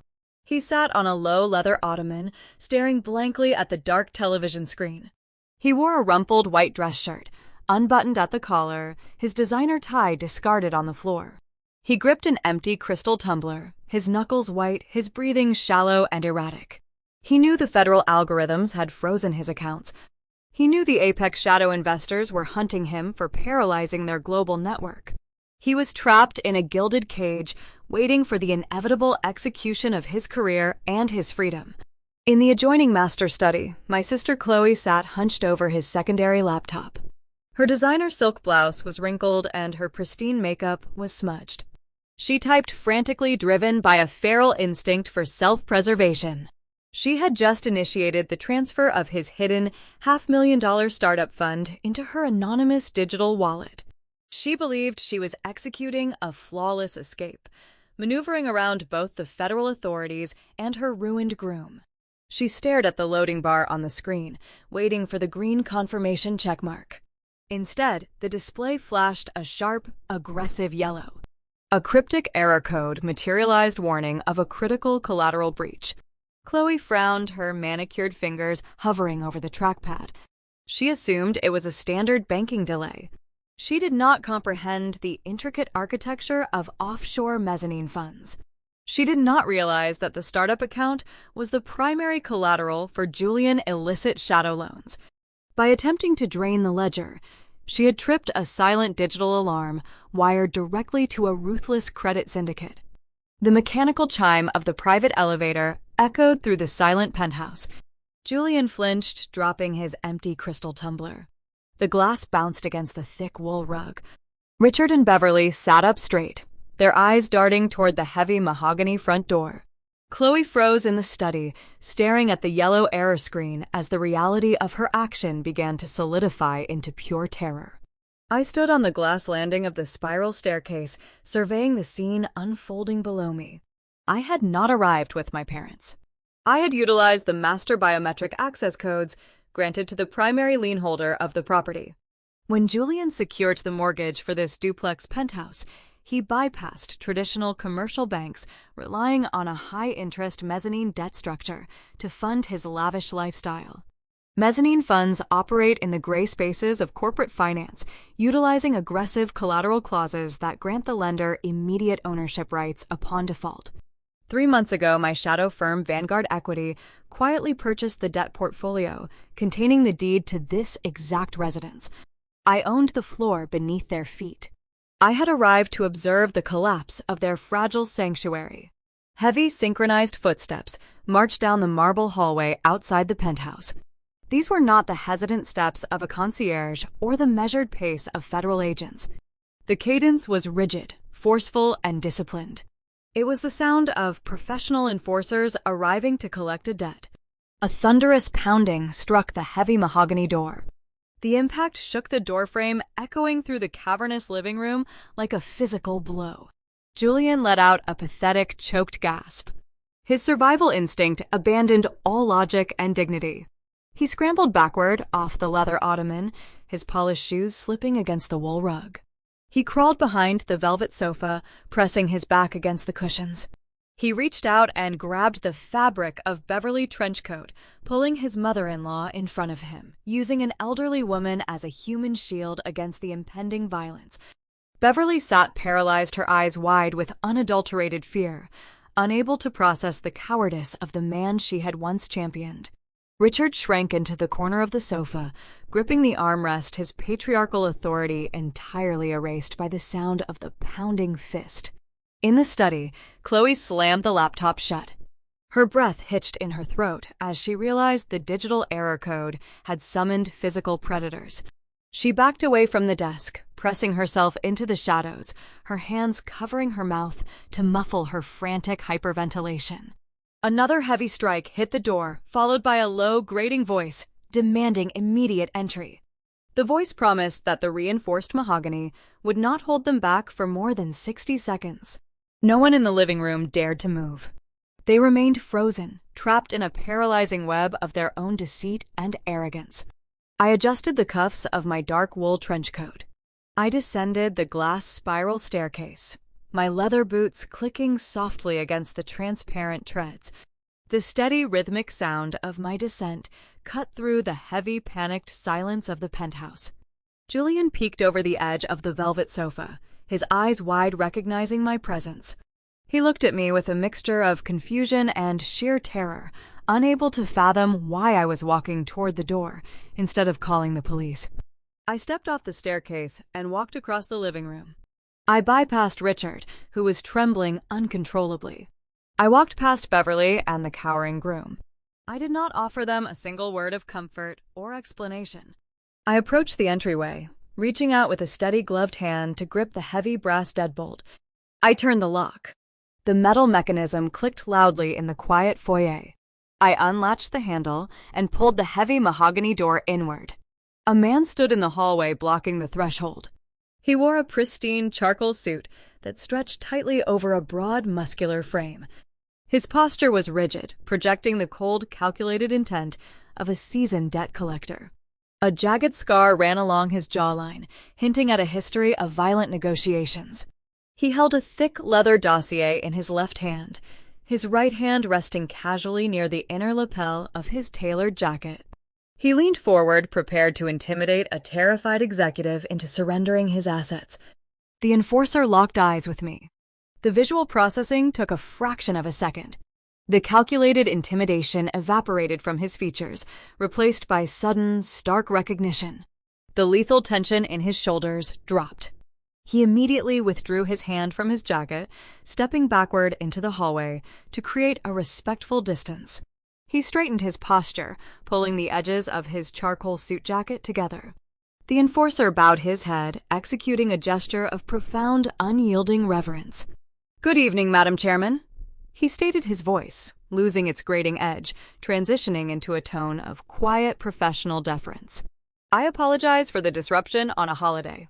The living room behind me plunged into a silence so profound, it felt like a vacuum. Julian stopped breathing, his mind fracturing as he attempted to comprehend the interaction. Richard and Beverly stared at the open doorway, their worldview shattering into useless, jagged pieces. The ruthless shadow syndicate, the loan sharks hunting Julian for default, were currently bowing to their eldest daughter. I stepped aside, gesturing for the enforcer to enter the foyer. He stepped across the threshold, keeping his eyes respectfully lowered. I turned to face my trembling family. Mezzanine debt funds provide immense liquidity to executives who lack the legal collateral for traditional bank loans. I explained, my voice echoing in the quiet penthouse. But shadow syndicates require deep capital reserves to operate. Last year, this specific fund faced a severe liquidity crisis under the threat of a federal audit. A private equity holding company stepped in, assuming control of their operational debt and acquiring their primary portfolios. I looked directly at Julian, watching the blood drain entirely from his face. "Vanguard Equity owns the holding company," I stated, delivering the final crushing blow to his reality. "You did not just borrow money from a random underground syndicate, Julian. You borrowed money from my ledger.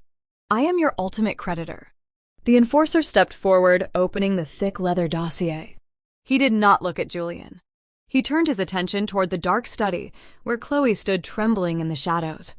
The enforcer extracted a single printed document detailing a real-time routing trace.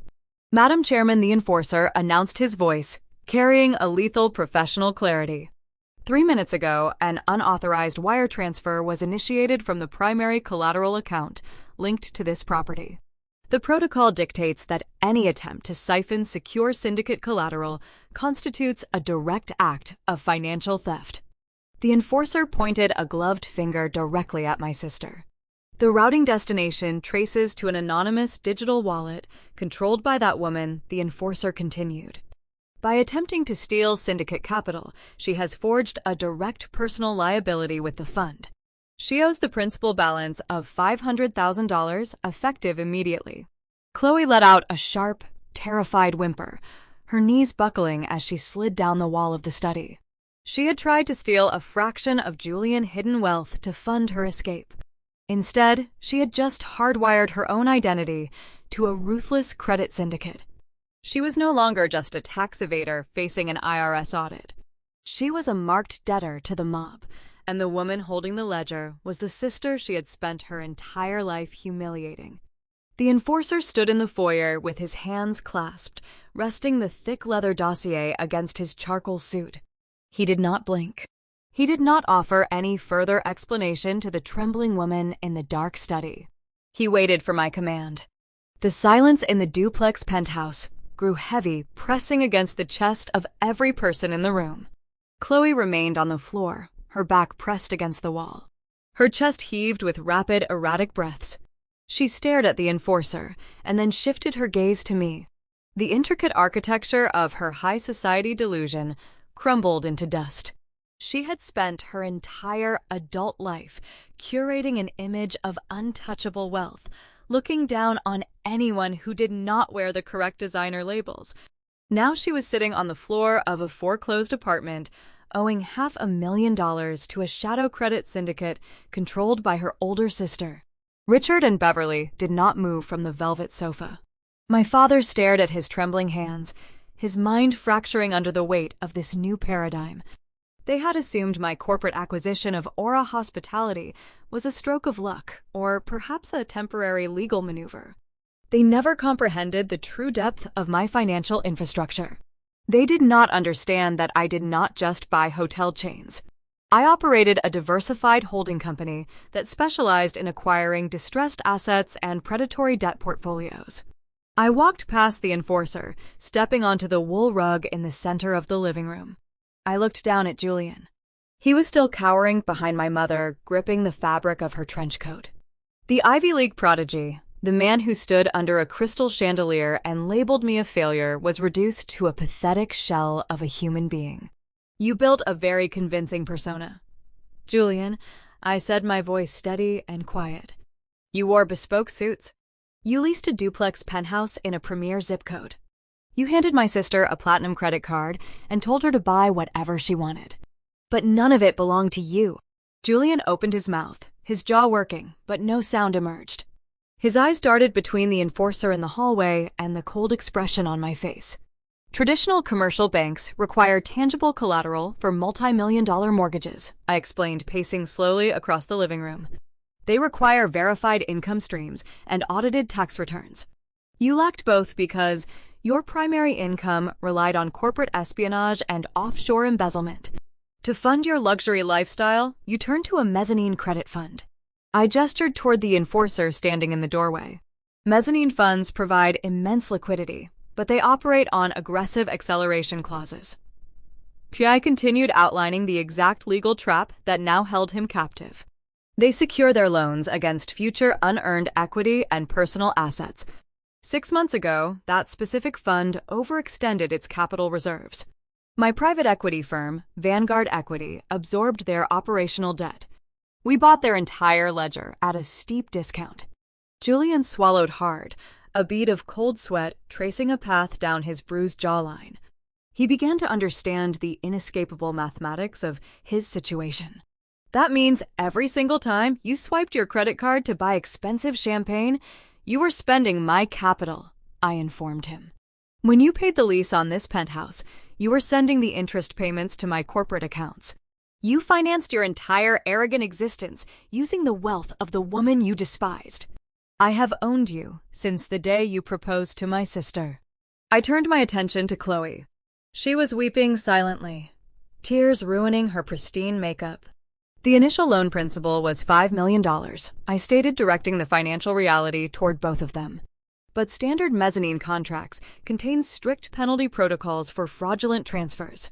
By attempting to route the remaining $500,000 into an anonymous digital wallet, Chloe triggered the default acceleration clause. The contract mandates an immediate penalty interest application of 200% on the remaining balance. Julian let out a ragged, desperate gasp. His analytical mind processed the figures instantly. He did not just owe the remaining $500,000. The penalty clause quadrupled his debt in a matter of seconds. You owe me $2 million, effective immediately.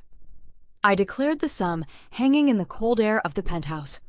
And thanks to the automated federal algorithms triggered by your offshore wire attempt, you possess zero liquid capital. Your accounts are frozen. Your Cayman Shell company is red-flagged. You have no assets to liquidate. The finality of the statement broke the last remaining thread of Julian's sanity. The polished facade of the corporate spy shattered, leaving behind a cornered, frantic animal. He was trapped in a foreclosed penthouse, hunted by the SEC, targeted by the apex shadow investors, and legally indebted to a sister-in-law who held the power to destroy him with a single phone call. His breathing turned into rapid, shallow hyperventilation. His eyes darted around the room, searching for an exit. The private elevator was blocked by the enforcer. The windows offered a 50-story drop to the Manhattan pavement. But on the marble console table near the entryway sat a single silver key fob.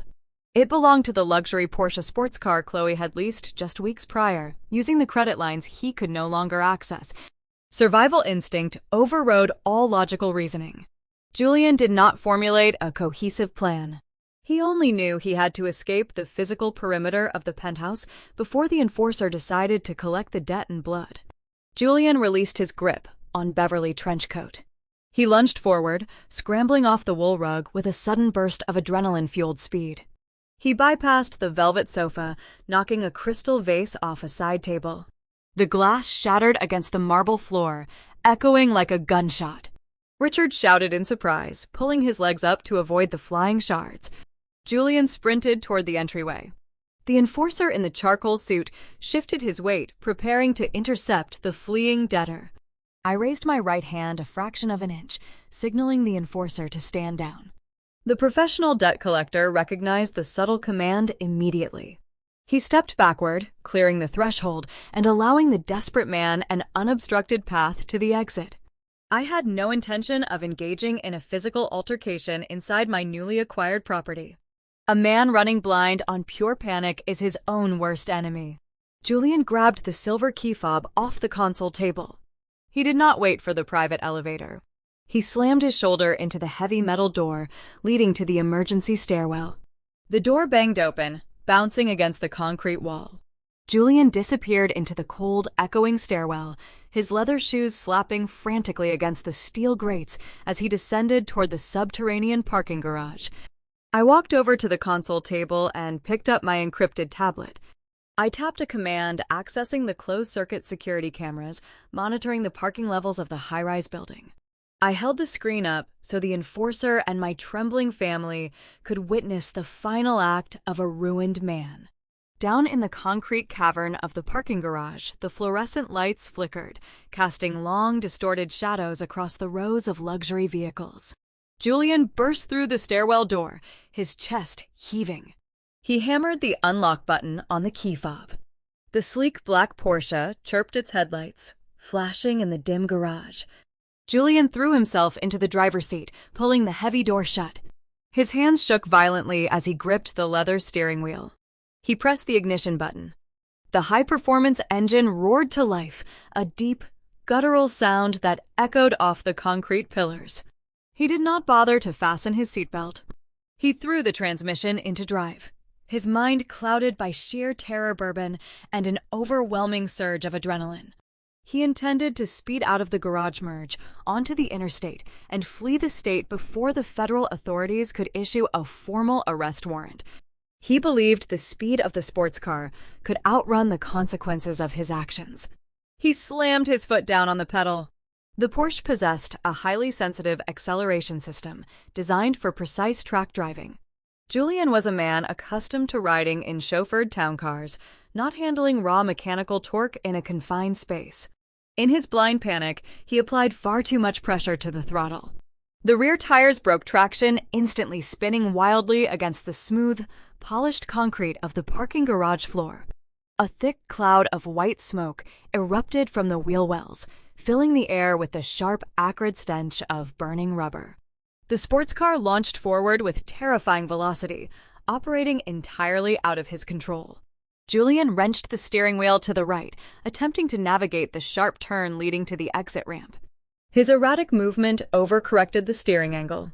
The heavy vehicle broke loose, entering a violent, uncontrolled slide across the driving lane. At the base of the exit ramp stood the primary security barrier of the luxury building. It was a reinforced steel gate engineered specifically to prevent unauthorized vehicle intrusion. The thick metal bars were anchored deep into the concrete foundation. Julian realized his trajectory too late. His eyes widened in horror as the steel gate rushed toward the windshield. He scrambled to find the brake pedal, but his polished shoes slipped off the edge, catching on the floor mat. The impact was deafening. The front bumper of the Porsche struck the reinforced steel gate at nearly 60 miles per hour. The sound of crunching metal and shattering glass echoed through the subterranean garage like a bomb detonating in a canyon. The kinetic force of the crash folded the hood of the luxury vehicle upward like a crushed tin can. The engine block cracked, hissing steam and leaking dark fluids across the concrete ramp.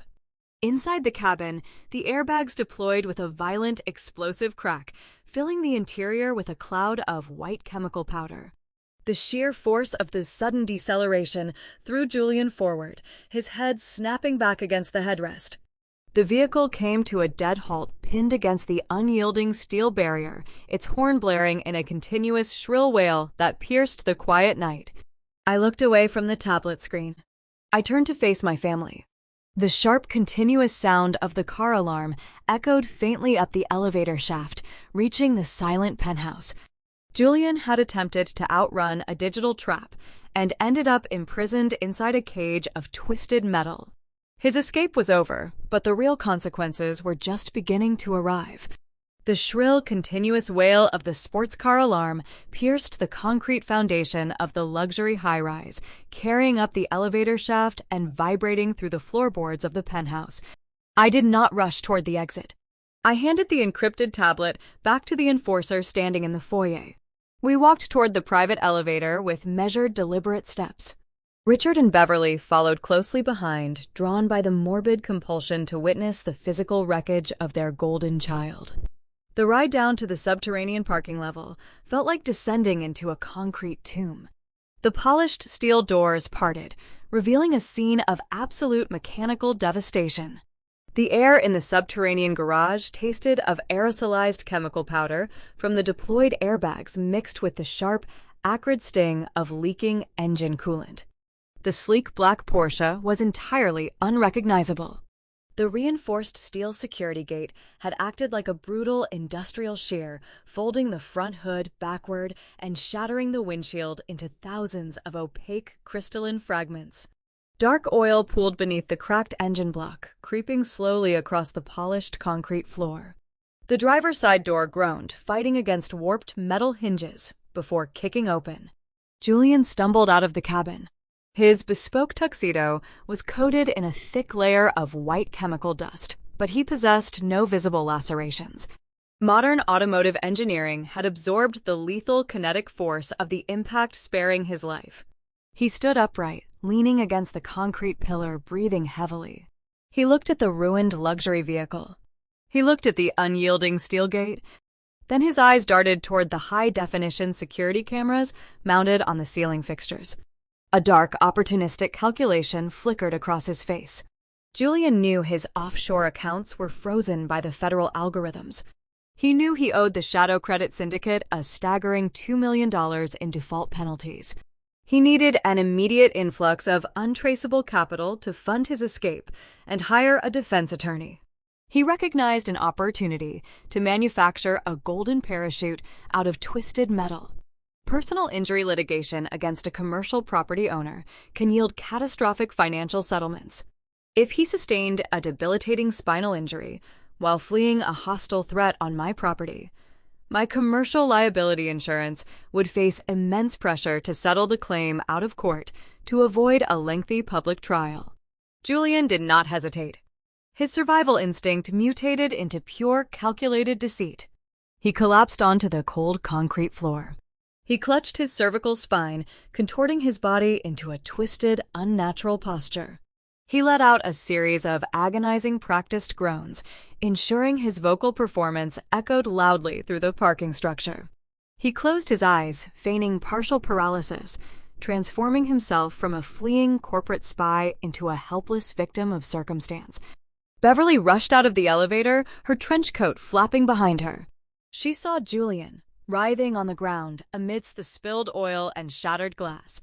For a brief second, genuine panic registered on her face. But Julian opened one eye and caught her gaze. He offered a subtle, sharp nod, gesturing toward his neck, and then tilting his head slightly in my direction. Beverly understood the assignment immediately. She possessed a lifetime of experience, fabricating reality to suit her social narrative. She recognized the legal strategy forming on the concrete floor. She pulled her smartphone from her pocket and dialed emergency services. She did not request an ambulance with the calm urgency of a concerned relative. She weaponized her tears, performing a masterpiece of theatrical hysteria for the emergency dispatcher. She wailed into the receiver, claiming her son-in-law was dying on the floor and that he could not feel his legs. She escalated the lie with chilling precision. Beverly pointed a trembling finger at me while speaking to the operator. She fabricated a violent narrative, claiming I had chased Julian out of the penthouse, wielding a heavy brass sculpture. She stated I had threatened his life, driving him into a state of mortal terror that forced him to crash the vehicle in a desperate bid to escape my assault. She was laying the legal groundwork for a multi-million-dollar premises liability lawsuit. She intended to drain my corporate insurance policy to fund their resurrection. She provided the dispatcher with a detailed, fictitious account of my unhinged aggression, ensuring the police would arrive prepared to arrest me for aggravated assault. I stood 10 feet away, observing the grotesque theatrical production. The enforcer from the credit syndicate remained silent by my side, a stoic witness to their perjury. I did not interrupt her phone call. I did not bother explaining that the garage security cameras captured Julian sprinting to the vehicle entirely alone. I did not mention that the Penthouse audio network had recorded our entire interaction, proving no physical threats were ever issued. I let her weave her elaborate web of lies. Lying to a federal emergency dispatcher to orchestrate a fraudulent insurance claim constitutes a severe felony offense. Beverly was eagerly digging her own cell, right next to Julian. The elevator chime echoed a second time, cutting through the blaring car alarm. Chloe stepped into the dim fluorescent light of the parking garage. She wore her rumpled silk blouse, her face pale and drawn. She looked at the smoking wreckage of the leased sports car. She looked at Julian, rolling on the ground, clutching his neck and screaming about spinal damage. She looked at her mother, weeping into the smartphone painting. Me as a violent criminal. Chloe did not rush to comfort her husband. She did not fall to her knees or join the hysterical performance. Her eyes were hollow, devoid of any emotional connection to the man bleeding on the floor. She stared at the crushed hood of the vehicle with a cold, detached calculation. Julian gritted his teeth, maintaining his charade for the cameras. He whispered loudly enough for Chloe to hear, instructing her to contact the auto insurance provider immediately. He told her to file a total loss claim for the vehicle and prepare the medical liability paperwork for his impending hospital stay. He promised the impending payout would save them from the syndicate and fund their escape. Chloe stared at the twisted metal. Her voice lacked any inflection when she spoke. She informed Julian that there was no auto insurance provider to call. Julian stopped groaning. He lowered his hands from his neck, staring up at his wife in pure confusion. Chloe revealed the brutal truth with surgical indifference. When the federal freeze hit their accounts the previous afternoon, her lucrative influencer sponsorships vanished instantly. She realized she needed liquid cash to book her escape flight to Europe and secure a hidden hotel room. She had logged into the primary insurance portal, utilizing Julian administrative passwords. She manually canceled the comprehensive auto policy covering the Porsche. She authorized the immediate termination of the coverage to trigger a prorated refund of the prepaid annual premium, routing the recovered cash directly into her anonymous digital wallet. The policy was officially terminated effective at midnight. The vehicle crashed at 1 a.m. The revelation hit Julian harder than the reinforced steel gate. The fraudulent personal injury lawsuit he had just fabricated required an active chain of insured liability to function. By canceling the policy, Chloe had severed their only financial safety net. The Porsche was a high-performance leased vehicle, valued at $200,000. The reinforced security gate belonged to the luxury high-rise management corporation and would cost tens of thousands of dollars to replace. The impending ambulance ride, the emergency room evaluation, and the radiological scans he was currently demanding would generate staggering medical bills. Without an active insurance policy, the financial liability for the destroyed corporate property, the totaled sports car, and the medical charade fell directly onto Julian's personal ledger. The leasing company would sue him for the full value of the vehicle. The building management would sue him for the structural damage. He was already drowning in a $2 million syndicate debt. His offshore accounts were frozen by the federal government. He faced decades in prison for corporate espionage. And now, his own wife, driven by her relentless vanity and greed, had just strapped an uninsurable anchor to his feet, ensuring his total financial annihilation. Julian lay on the cold concrete, staring at the shattered windshield, realizing the sirens wailing in the distance were not coming to save him. They were coming to bury him under a mountain of debt he could never repay. The wailing of emergency sirens echoed down the concrete ramp of the subterranean parking garage, growing louder with every passing second. The harsh noise bounced off the reinforced pillars, cutting through the continuous shrill alarm of the ruined sports car. Red and blue strobe lights sliced through the dim fluorescent gloom, painting the thick cloud of chemical airbag dust in stark, shifting colors. 2 Metropolitan Police cruisers skidded to a halt near the shattered security gate, followed closely by a heavy rescue ambulance.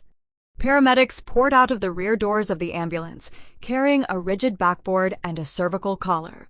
They moved with practiced urgency, trained to treat severe trauma incidents. They spotted Julian, writhing on the cold concrete floor, clutching his neck and groaning in theatrical agony. They rushed to his side, dropping to their knees in the slick puddle of leaking engine coolant and shattered headlight glass. Beverly did not waste a single moment.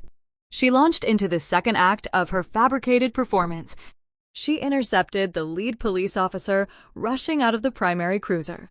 She grabbed the sleeve of his dark uniform, weeping hysterically. She pointed a trembling finger directly at me, standing quietly 10 feet away. Beverly repeated the intricate lie she had delivered to the emergency dispatcher.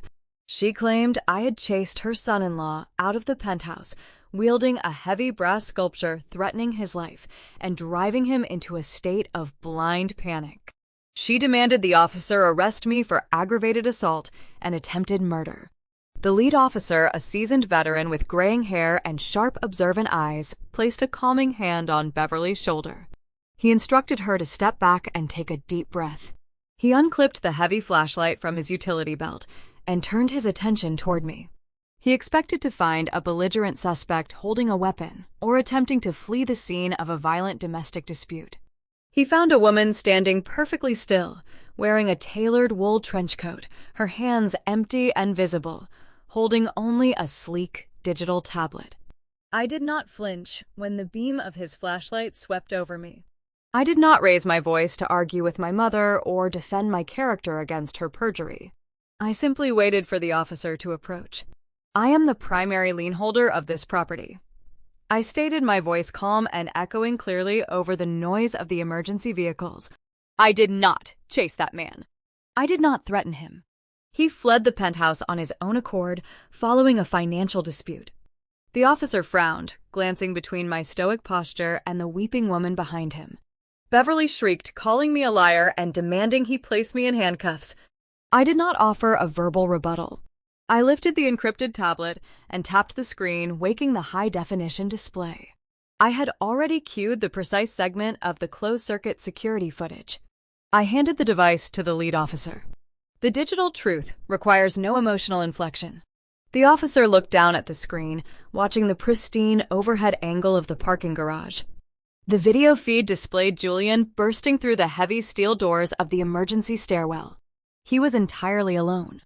The stairwell behind him was empty. There was no brass sculpture. There was no violent pursuit.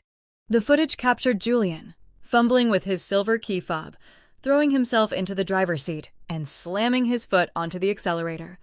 The officer watched the luxury vehicle spin its tires, lose traction, and plow directly into the reinforced steel gate without a single external threat, provoking the crash. The seasoned cop handed the tablet back to me, his jaw tightening. He turned his head and looked at Beverly. The sympathetic demeanor he had offered her just moments ago evaporated. He informed my mother in a low, warning tone that providing false statements to a sworn officer to initiate a fraudulent arrest constitutes a severe criminal offense. Beverly closed her mouth, her theatrical tears drying instantly as she realized her perjury was documented on a high-definition server. Near the smoking wreckage of the sports car, the medical evaluation was reaching a similar conclusion. The paramedics had applied the cervical collar and were conducting a rapid trauma assessment. The lead medic ran his gloved hands along Julian's spine, checking for structural deformities or fluid leakage. He shined a diagnostic penlight into Julian's eyes, checking for neurological deficits. Julian continued to moan, complaining of shooting pains down his legs and a loss of motor function. The lead paramedic sat back on his heels, peeling off his latex gloves. He looked up at the police officer walking toward the wreck. The paramedic shook his head, delivering the medical verdict with professional annoyance. His vitals are elevated from adrenaline, but his pupillary response is perfect, the paramedic reported. There is no swelling, no bruising, and no physical indication of spinal trauma. He possesses full reflex function in his lower extremities. The injury is a complete fabrication. Julian stopped groaning. He opened his eyes, looking up at the stern faces of the police officer and the paramedic. The elaborate insurance fraud scheme he had just constructed crumbled into dust before he could even file the initial paperwork. The lead officer reached down and grabbed Julian by the collar of his ruined bespoke tuxedo. He hauled the corporate spy off the cold concrete floor with effortless strength. Julian stumbled, his polished shoes sliding in the spilled oil. He tried to speak, attempting to weave a new narrative about slippery pedals or a mechanical malfunction, but the officer was done listening to lies. "Julian, you are under arrest," the officer announced, spinning the executive around and forcing his hands behind his back. The sharp metallic ratcheting of steel handcuffs echoed through the garage, cutting through the lingering hum of the emergency lights. The cold metal bit into Julian's wrists, locking him in place. "You are being charged with filing a false police report." The officer continued reciting the charges with mechanical precision. "You are also being cited for reckless destruction of commercial property. Furthermore, a routine plate check indicates the liability insurance on this vehicle was terminated at midnight. Operating an uninsured motor vehicle, resulting in catastrophic property damage, is a strict liability offense." Julian sagged against the grip of the officer, his chin dropping to his chest. The white chemical dust from the airbags coated his hair, making him look like an aged, defeated ghost. He was dragged across the concrete and deposited into the cramped plastic back seat of the police cruiser. The heavy door slammed shut, sealing him inside a mobile cage. Richard and Beverly stood frozen near the concrete pillars. They watched the flashing red and blue lights illuminate the face of their son-in-law pressed against the reinforced glass of the cruiser window. Their minds raced, processing the catastrophic legal reality of his arrest. The $10 million generational trust fund Julian had stolen from them was currently frozen in a digital void. If Julian went to federal prison for corporate espionage and local jail for insurance fraud, that money would remain locked forever or be seized entirely by government auditors. He was the only person possessing the encrypted passwords to the Cayman Islands shell company. They needed him out of a jail cell. They needed him to negotiate a plea deal and recover their stolen wealth. They realized the only person holding the power to sink or save Julian was Chloe. She was his legal wife. She had signed the incorporation papers for the offshore shell company. If Chloe accepted a federal immunity deal and testified against him in court, Julian would face maximum sentencing, and the $10 million would be permanently confiscated. Richard broke away from the concrete pillar and rushed toward his youngest daughter. Beverly followed, her hands trembling. They cornered Chloe near the edge of the oil spill. "Chloe, you have to protect him," Richard pleaded, his voice cracking with desperate urgency. "You are his wife. You possess spousal privilege. You have to refuse to testify against him. We need him to beat these charges." He promised he could unfreeze the accounts and return our money once the heat dies down. "If you turn on him, we lose everything forever." Beverly grabbed Chloe's arm, nodding frantically. "Please, sweetheart," Beverly begged, shedding genuine tears of profound terror. "Be a loyal wife. Do not speak to the federal agents. Help us save the family legacy." Chloe looked at her parents. She looked at their ruined designer coats and their panicked, bloodshot eyes. She did not see a mother and father begging for their survival. She saw an opportunity. She knew her own financial situation was dire. She owed My Shadow Syndicate $500,000 due to the triggered default penalty. She needed massive liquid capital immediately to pay off the ruthless debt collectors and secure her own legal defense.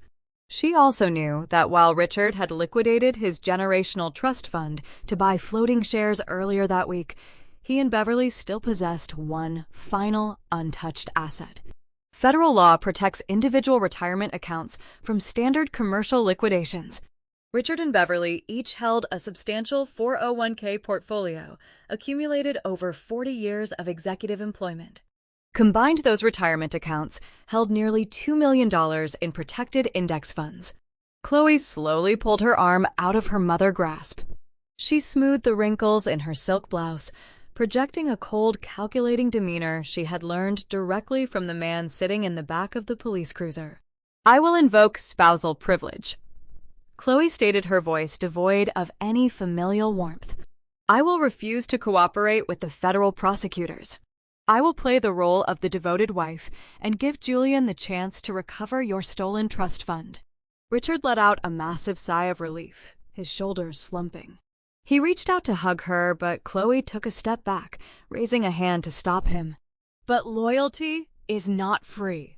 Chloe continued, delivering the cruelest ultimatum of the night. "I am facing severe legal liabilities because of his actions. I need guaranteed security." Richard frowned, confusion masking his relief. "What do you mean, Chloe?" "Tomorrow morning you will contact your respective financial brokers," Chloe instructed, her tone flat and unyielding. "You will initiate an emergency early withdrawal of your entire 401k retirement portfolios. You will accept the heavy tax penalties for liquidating the accounts prematurely. Then you will wire every single remaining cent directly into an anonymous digital wallet that I control." Beverly gasped, raising a hand to her mouth. Richard stared at his daughter, his eyes wide with sheer disbelief. "That is our retirement fund," Richard whispered, his voice trembling. "That is the only money we have left in the world to survive on. You are asking us to render ourselves completely destitute." Chloe did not blink. She looked at the parents who had spoiled her for decades, recognizing that their blind indulgence had taught her to prioritize her own survival above all else. "If you do not sign over your retirement funds by noon tomorrow, I will walk directly into the Federal Bureau of Investigation." Chloe promised, a ruthless smirk touching the corners of her mouth. "I will hand them the laptop containing his offshore routing numbers. I will testify to every single fraud he committed. Julian will spend the rest of his life in a concrete cell, and the government will incinerate your $10 million trust. You can choose to retire in poverty, or you can choose to lose your legacy forever. The choice is yours." The flashing red and blue lights of the Metropolitan Police cruisers painted the subterranean parking garage in sharp, rhythmic colors. Julian sat locked in the back of the patrol vehicle, his face pressed against the reinforced glass. He watched the scene unfolding near the oil spill, unable to hear the words, but fully understanding the predatory dynamic. He was no longer the brilliant architect of a corporate espionage ring. He was a bargaining chip. Chloe stood her ground near the concrete pillar, her posture radiating a cold, calculated patience. She had delivered her ultimatum offering to shield Julian from federal prosecutors utilizing her spousal privilege.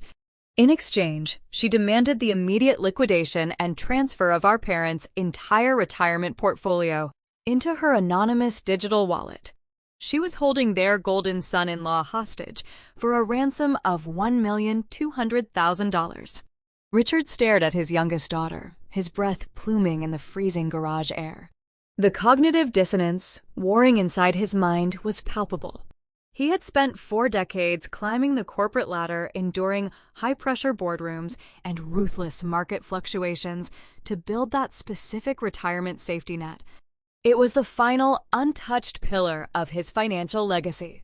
Liquidating a protected index fund prematurely would trigger brutal taxation penalties, reducing the gross value to a fraction of its original worth. He knew surrendering those funds meant accepting a future of permanent, irreversible poverty. But Richard was a man poisoned by the sunk cost fallacy. He had already lost his sprawling Connecticut estate. He had lost his country club prestige and his high society friends. He had handed his $10 million generational trust over to Julian and watched it vanish into a federal freeze. If Julian went to a maximum security prison, that $10 million would be confiscated by the government forever. Richard convinced himself that surrendering his retirement fund was a necessary tactical sacrifice. He believed that buying Chloe's silence would keep Julian out of federal court, granting the corporate spy enough time to unfreeze the offshore accounts and restore their stolen wealth. Beverly did not hesitate. Blinded by her toxic devotion to the illusion of their family status, she gripped her husband by the arm. Her fingers dug into the fabric of his ruined designer coat. She urged him to accept the deal. She whispered frantic promises, claiming Julian was a genius who just needed a brief legal runway to fix the situation. She told Richard that money was temporary, but the family legacy required immediate protection. She preferred destitution over the public humiliation of seeing her son-in-law convicted of federal espionage. Richard closed his eyes, fighting a brief internal battle between logic and delusion. Delusion won. He let out a ragged, defeated sigh and nodded his head. I carry emergency authorization forms in my portfolio. Richard muttered, his voice hollow and defeated. When the eviction notice hit the house this morning, I packed all our critical financial documents. The paperwork requires dual signatures to authorize an external wire transfer of that magnitude. Chloe offered a tight, predatory smile. She did not offer a word of gratitude. She simply extended her hand, waiting for the transaction to finalize. Richard walked toward the trunk of the nearby taxicab they had used to transport their luggage earlier that evening. He unlatched his leather briefcase, pulling out a thick stack of watermarked financial documents. These were standard authorization forms, utilized by high-net-worth individuals to execute rapid capital movements. He laid the papers flat against the cold metal hood of a parked police cruiser, utilizing the hood as a makeshift desk under the harsh glare of the garage lights. He unclipped a silver fountain pen from his breast pocket. His hands trembled so violently he struggled to unscrew the cap. He looked down at the signature line, staring at the specific field that would officially authorize the liquidation of his entire life savings. He hesitated, the tip of his pen hovering a fraction of an inch above the paper. Sign the paper, Richard Beverly commanded, standing close to his shoulder. We have to save Julian. We have to save our future. Richard pressed the pen to the paper. The ink flowed smoothly across the authorization field. He signed his name, executing a flawless legal signature that condemned him to poverty. He handed the pen to Beverly. She did not pause to read the fine print. She signed her name right next to his, authorizing the joint release of their protected index funds. Chloe stepped forward, pulling a folded piece of paper from her designer handbag. It contained the complex alphanumeric routing sequence for her anonymous digital wallet. She copied the numbers onto the transfer destination line of the authorization form. She signed her own name at the bottom, officially acting as the recipient of the liquidated capital. The transaction was executed on paper. The ink was drying in the cold air. Chloe reached out to take the documents, believing she had just secured her escape fund and outsmarted the entire family. A slow, measured clapping echoed from the shadows of the concrete pillars. Chloe froze, her hand hovering over the paperwork. Richard and Beverly spun around, peering into the dim, fluorescent gloom. The rhythmic sound of leather shoes striking the concrete accompanied the applause. A tall man wearing a tailored charcoal overcoat stepped into the light. He carried a slim, leather folder under his left arm.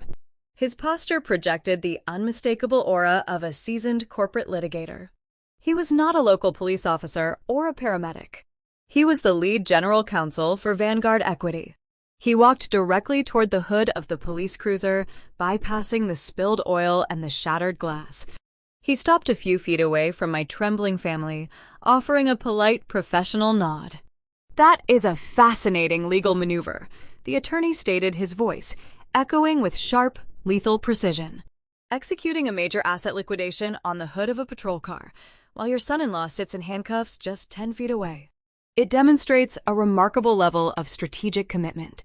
Richard frowned, stepping in front of the paperwork, attempting to shield the documents from view. Who are you? Richard demanded, trying to summon his faded patriarchal authority. This is a private family matter. You have no jurisdiction here. The attorney smiled, a cold expression devoid of any genuine warmth. He opened his leather folder, extracting a single certified document bearing a heavy notary seal. Private family matters cease to exist the moment they intersect with secured corporate debt, the attorney corrected, handing the document directly to Richard. My name is Sterling. I represent the legal interests of Vanguard Equity. And you just attempted to execute a transfer that violates the fundamental architecture of your existing liabilities. Richard took the paper, his eyes scanning the bold legal text. His brow furrowed in confusion. 3 years ago, your real estate portfolio faced a severe silent margin. Call, Sterling explained, pacing slowly around the perimeter of the police cruiser. You leveraged your Connecticut estate far beyond its appraised value. When the market dipped, your primary lenders demanded an immediate cash injection to balance the loan-to-value ratio. You lacked the liquid capital to save your home. Richard swallowed hard, a cold sweat breaking out across his forehead. He remembered the margin call. It was a terrifying week where he faced imminent foreclosure. He had sought a private, discreet loan to cover the deficit, keeping the financial failure hidden from his country club peers. You secured a private loan of $2 million through an anonymous proxy firm? Sterling continued dictating the financial history with surgical accuracy. That proxy firm was a subsidiary holding company operating under the Vanguard Equity umbrella. My client provided the capital that saved your pristine estate from the auction block. I stood in the background watching the realization dawn on my father's face. He had spent the last 3 years despising me while unknowingly living in a mansion subsidized by my corporate wealth. But high-risk private loans require ironclad guarantees. Sterling noted his tone, dropping to a lethal, quiet register. My client did not just secure the loan against the equity of the house. We required a secondary guarantor asset to mitigate the risk of default. If you read Section 4 of that original loan agreement, you will find a highly specific cross-collateralization clause. Richard's eyes darted down to the document in his hands. He found Section 4. The legal terminology was dense, but the implication was undeniable. You pledged your joint 401k retirement portfolios as a cross-collateralized guarantor asset. Sterling announced the words, striking Richard like a physical blow. When your primary mortgage went into default, earlier this week, triggering the foreclosure of the estate, the cross-collateralization clause activated immediately. Those retirement funds do not belong to you anymore, Richard. They are legally bound to Vanguard Equity to cover your outstanding debt. Beverly let out a sharp, terrified gasp. She looked at the authorization forms resting on the hood of the car, and then looked at the cold, unyielding face of the corporate attorney. Chloe took a step backward, her pristine self-preservation instinct recognizing a catastrophic threat. She realized the money she had just tried to extort was untouchable. By signing that authorization form to liquidate and transfer a secured asset to an unverified third-party shell company, you crossed a very distinct legal boundary. Sterling explained, closing his leather folder with a sharp snap. You attempted to hide collateralized capital from a secured creditor. That is not a civil breach of contract. That is the exact statutory definition of asset concealment and federal wire fraud. The silence in the parking garage grew heavy and suffocating. The flashing red and blue lights illuminated the sheer horror spreading across the faces of my family. You did not just lose your retirement fund, Sterling concluded, delivering the final devastating verdict. You documented an active conspiracy to commit a federal felony. And you conveniently provided the physical evidence, bearing all 3 of your verified signatures right here on the hood of a law enforcement vehicle. Sterling reached across the cold metal hood of the police cruiser. He did not ask for permission. He picked up the watermarked authorization forms bearing the fresh ink of my parents and my sister. He folded the documents with precise, deliberate movements and slid them into his leather portfolio. He informed Richard that the paperwork would be submitted directly to the federal prosecutor office before sunrise, serving as physical evidence of their conspiracy to commit wire fraud. Sterling offered a crisp, professional nod, turned on his heel, and walked back into the shadows of the concrete pillars, leaving my family to face the wreckage of their Thanksgiving night. The local police officers finalizing Julian's arrest received a priority dispatch over their radios. The initial charges of insurance fraud and property destruction were suddenly eclipsed. When the precinct ran his identity through the national database, the system flagged the active freeze initiated by the Financial Crimes Enforcement Network. Julian was no longer just a reckless driver who destroyed a security gate. He was a primary suspect in a multi-million-dollar international money laundering investigation. The standard police cruiser was deemed insufficient for a high flight risk federal suspect. 10 minutes later, a heavy tactical transport van rolled down the concrete ramp. Two heavily armed federal marshals stepped out, taking custody of the ruined executive. Julian did not fight them. The exhaustion and the sheer magnitude of his legal peril had drained the remaining life from his eyes. He shuffled toward the rear doors of the armored vehicle, his polished shoes dragging across the concrete. The marshals secured him in the back, slamming the heavy steel doors shut. Through the thick wire mesh window, Julian cast one final, hollow look at the luxury high-rise he could no longer afford. The transport van accelerated up the ramp, carrying the corporate spy into the dark, unyielding machinery of the federal justice system. The sun rose over Manhattan hours later, casting a pale, unforgiving morning light across the city. Chloe had fled the parking garage, leaving her parents behind. She utilized a prepaid debit card to secure a room at an exclusive boutique hotel in Soho, hoping to hide from the media fallout. She sat on the edge of the plush, king-sized bed, scrolling frantically through her social media feeds.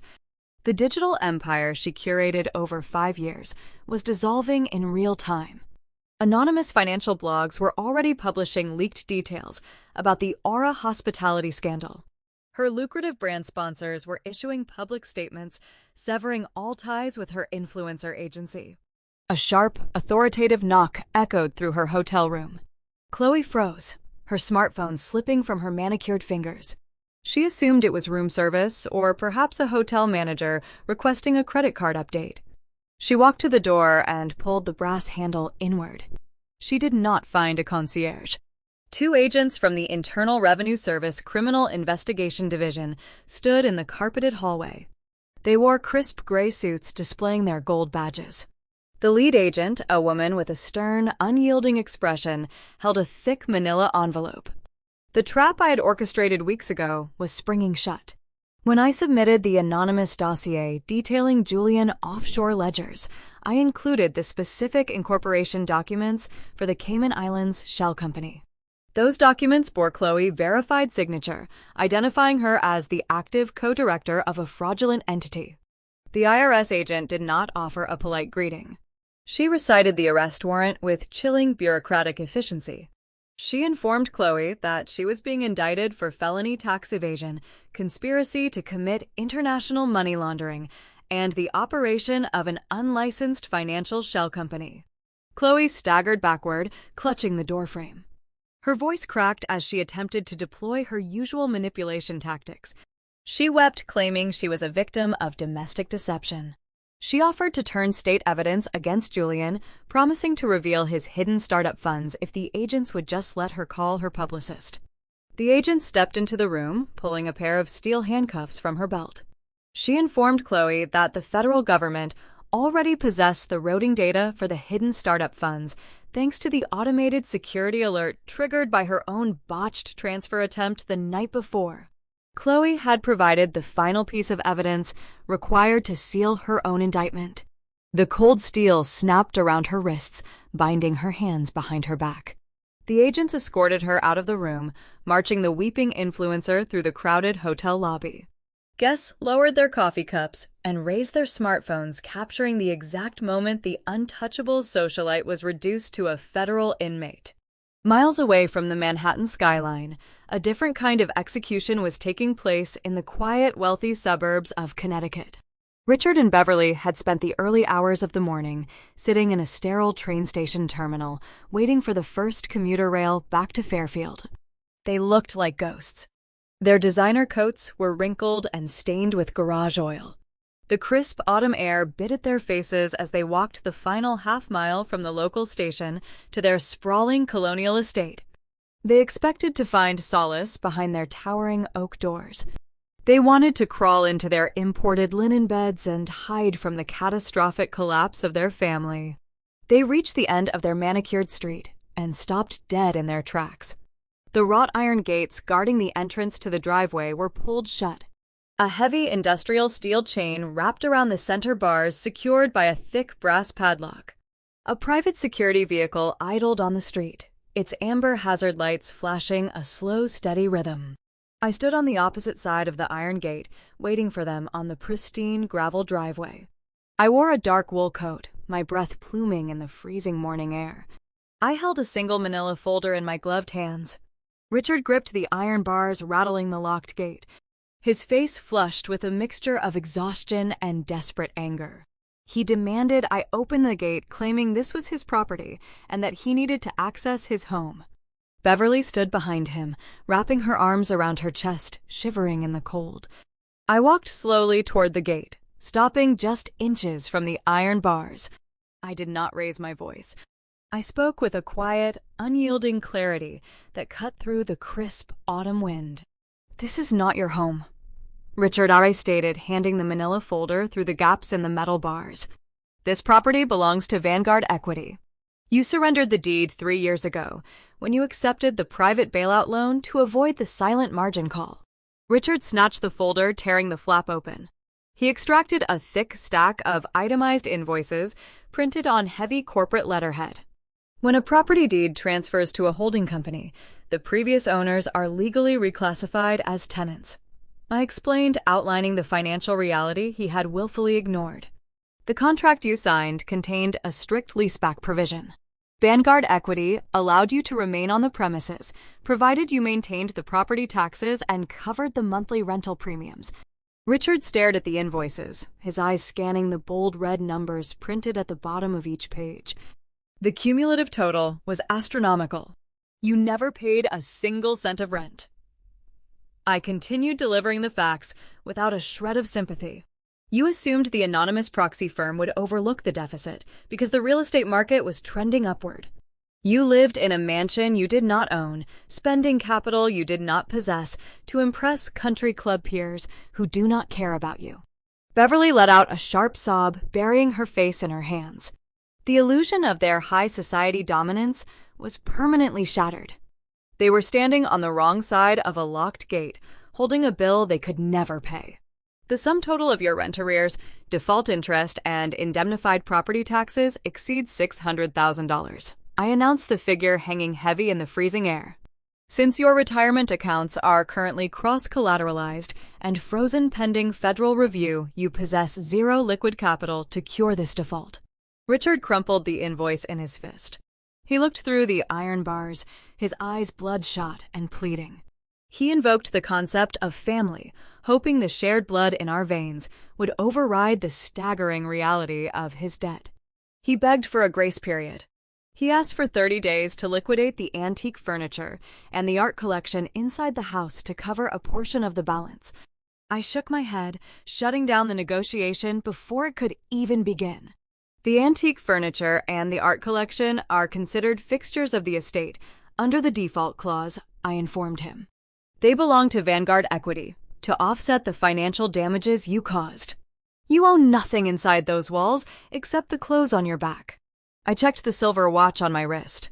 The morning sun was just beginning to crest over the bare oak trees, casting long, cold shadows across the gravel driveway.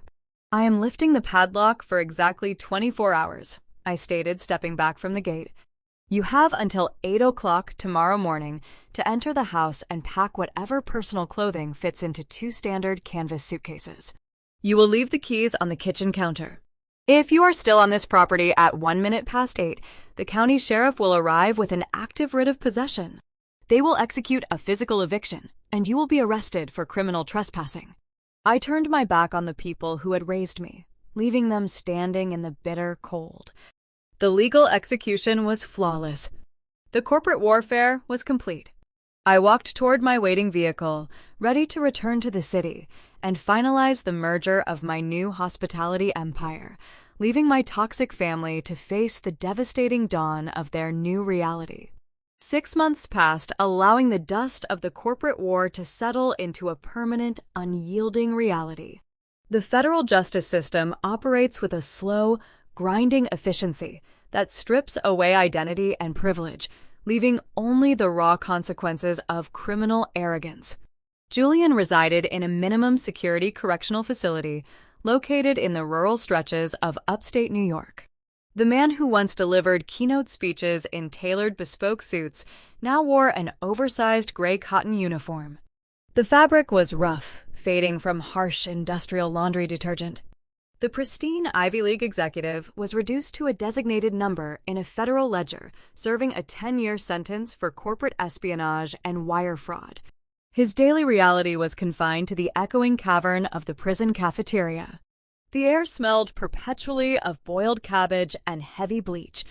Julian stood near the sanitation station, holding a wet, abrasive sponge.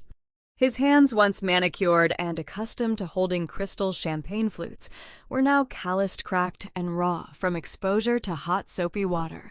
He had attempted to leverage his financial knowledge during his first week, offering investment advice to the prison guards in exchange for favored treatment. The guards laughed at the disgraced millionaire and assigned him to the dishwashing crew.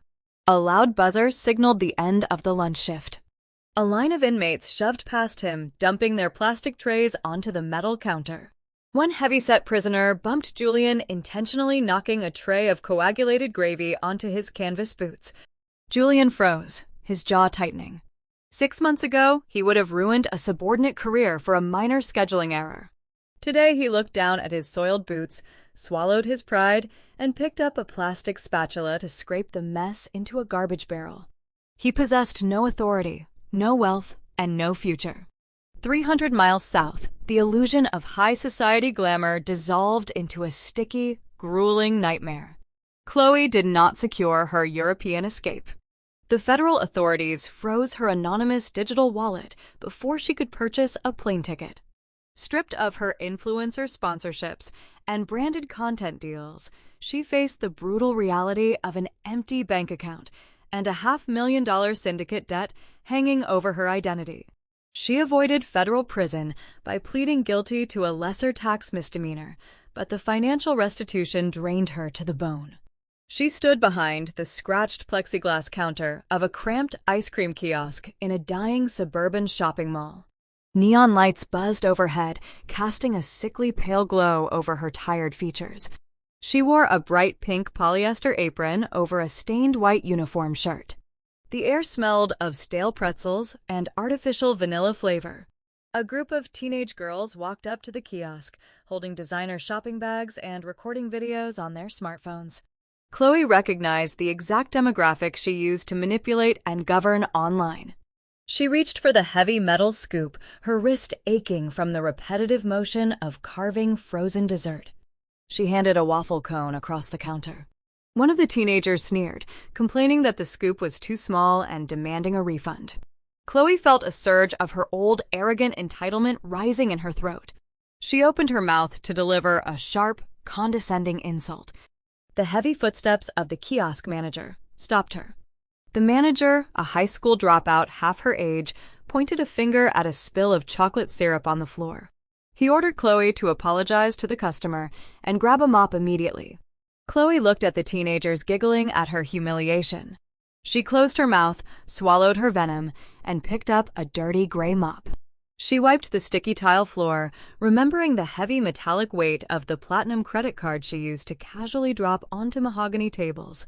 Richard and Beverly experienced the most severe descent. They lost the sprawling Connecticut estate, the vintage art collection, and their protected retirement portfolios. The relentless efficiency of the corporate foreclosure stripped away every tangible asset they owned. They now resided in a rusted aluminum trailer parked on a gravel lot near the industrial edge of the county line. The thin walls offered zero insulation against the biting winter wind. The roof leaked during heavy rainstorms, staining the cheap linoleum floor. To afford basic groceries and the monthly lot rent, they secured employment at a discount bulk supermarket. Richard stood near the automatic sliding doors, wearing a bright blue polyester vest over a frayed thrift store sweater. His primary duty was verifying receipts as shoppers exited the warehouse. A wealthy patron pushing a cart filled with premium steaks and expensive wine brushed past him, ignoring his polite greeting. Richard stared at the cart, remembering the lavish dinner parties he used to host. He shifted his weight, wincing in silent agony. The concrete floor offered no forgiveness. The blood pooled in his lower extremities, causing his ankles to swell over the edges of his cheap orthopedic shoes. A sharp stabbing pain radiated up his lower lumbar spine, a constant reminder of his grueling labor. Beverly stood one aisle over, arranging discounted canned goods on a low metal shelf. Her hands trembled, arthritis flaring in her joints from the cold warehouse drafts. She looked at her husband across the aisles. They did not speak. The silence between them was thick and toxic, built on a foundation of mutual blame. They returned to the drafty trailer every night, eating cold soup at a folding plastic table. The memory of the morning the county sheriff physically escorted them off their gravel driveway haunted their sleep.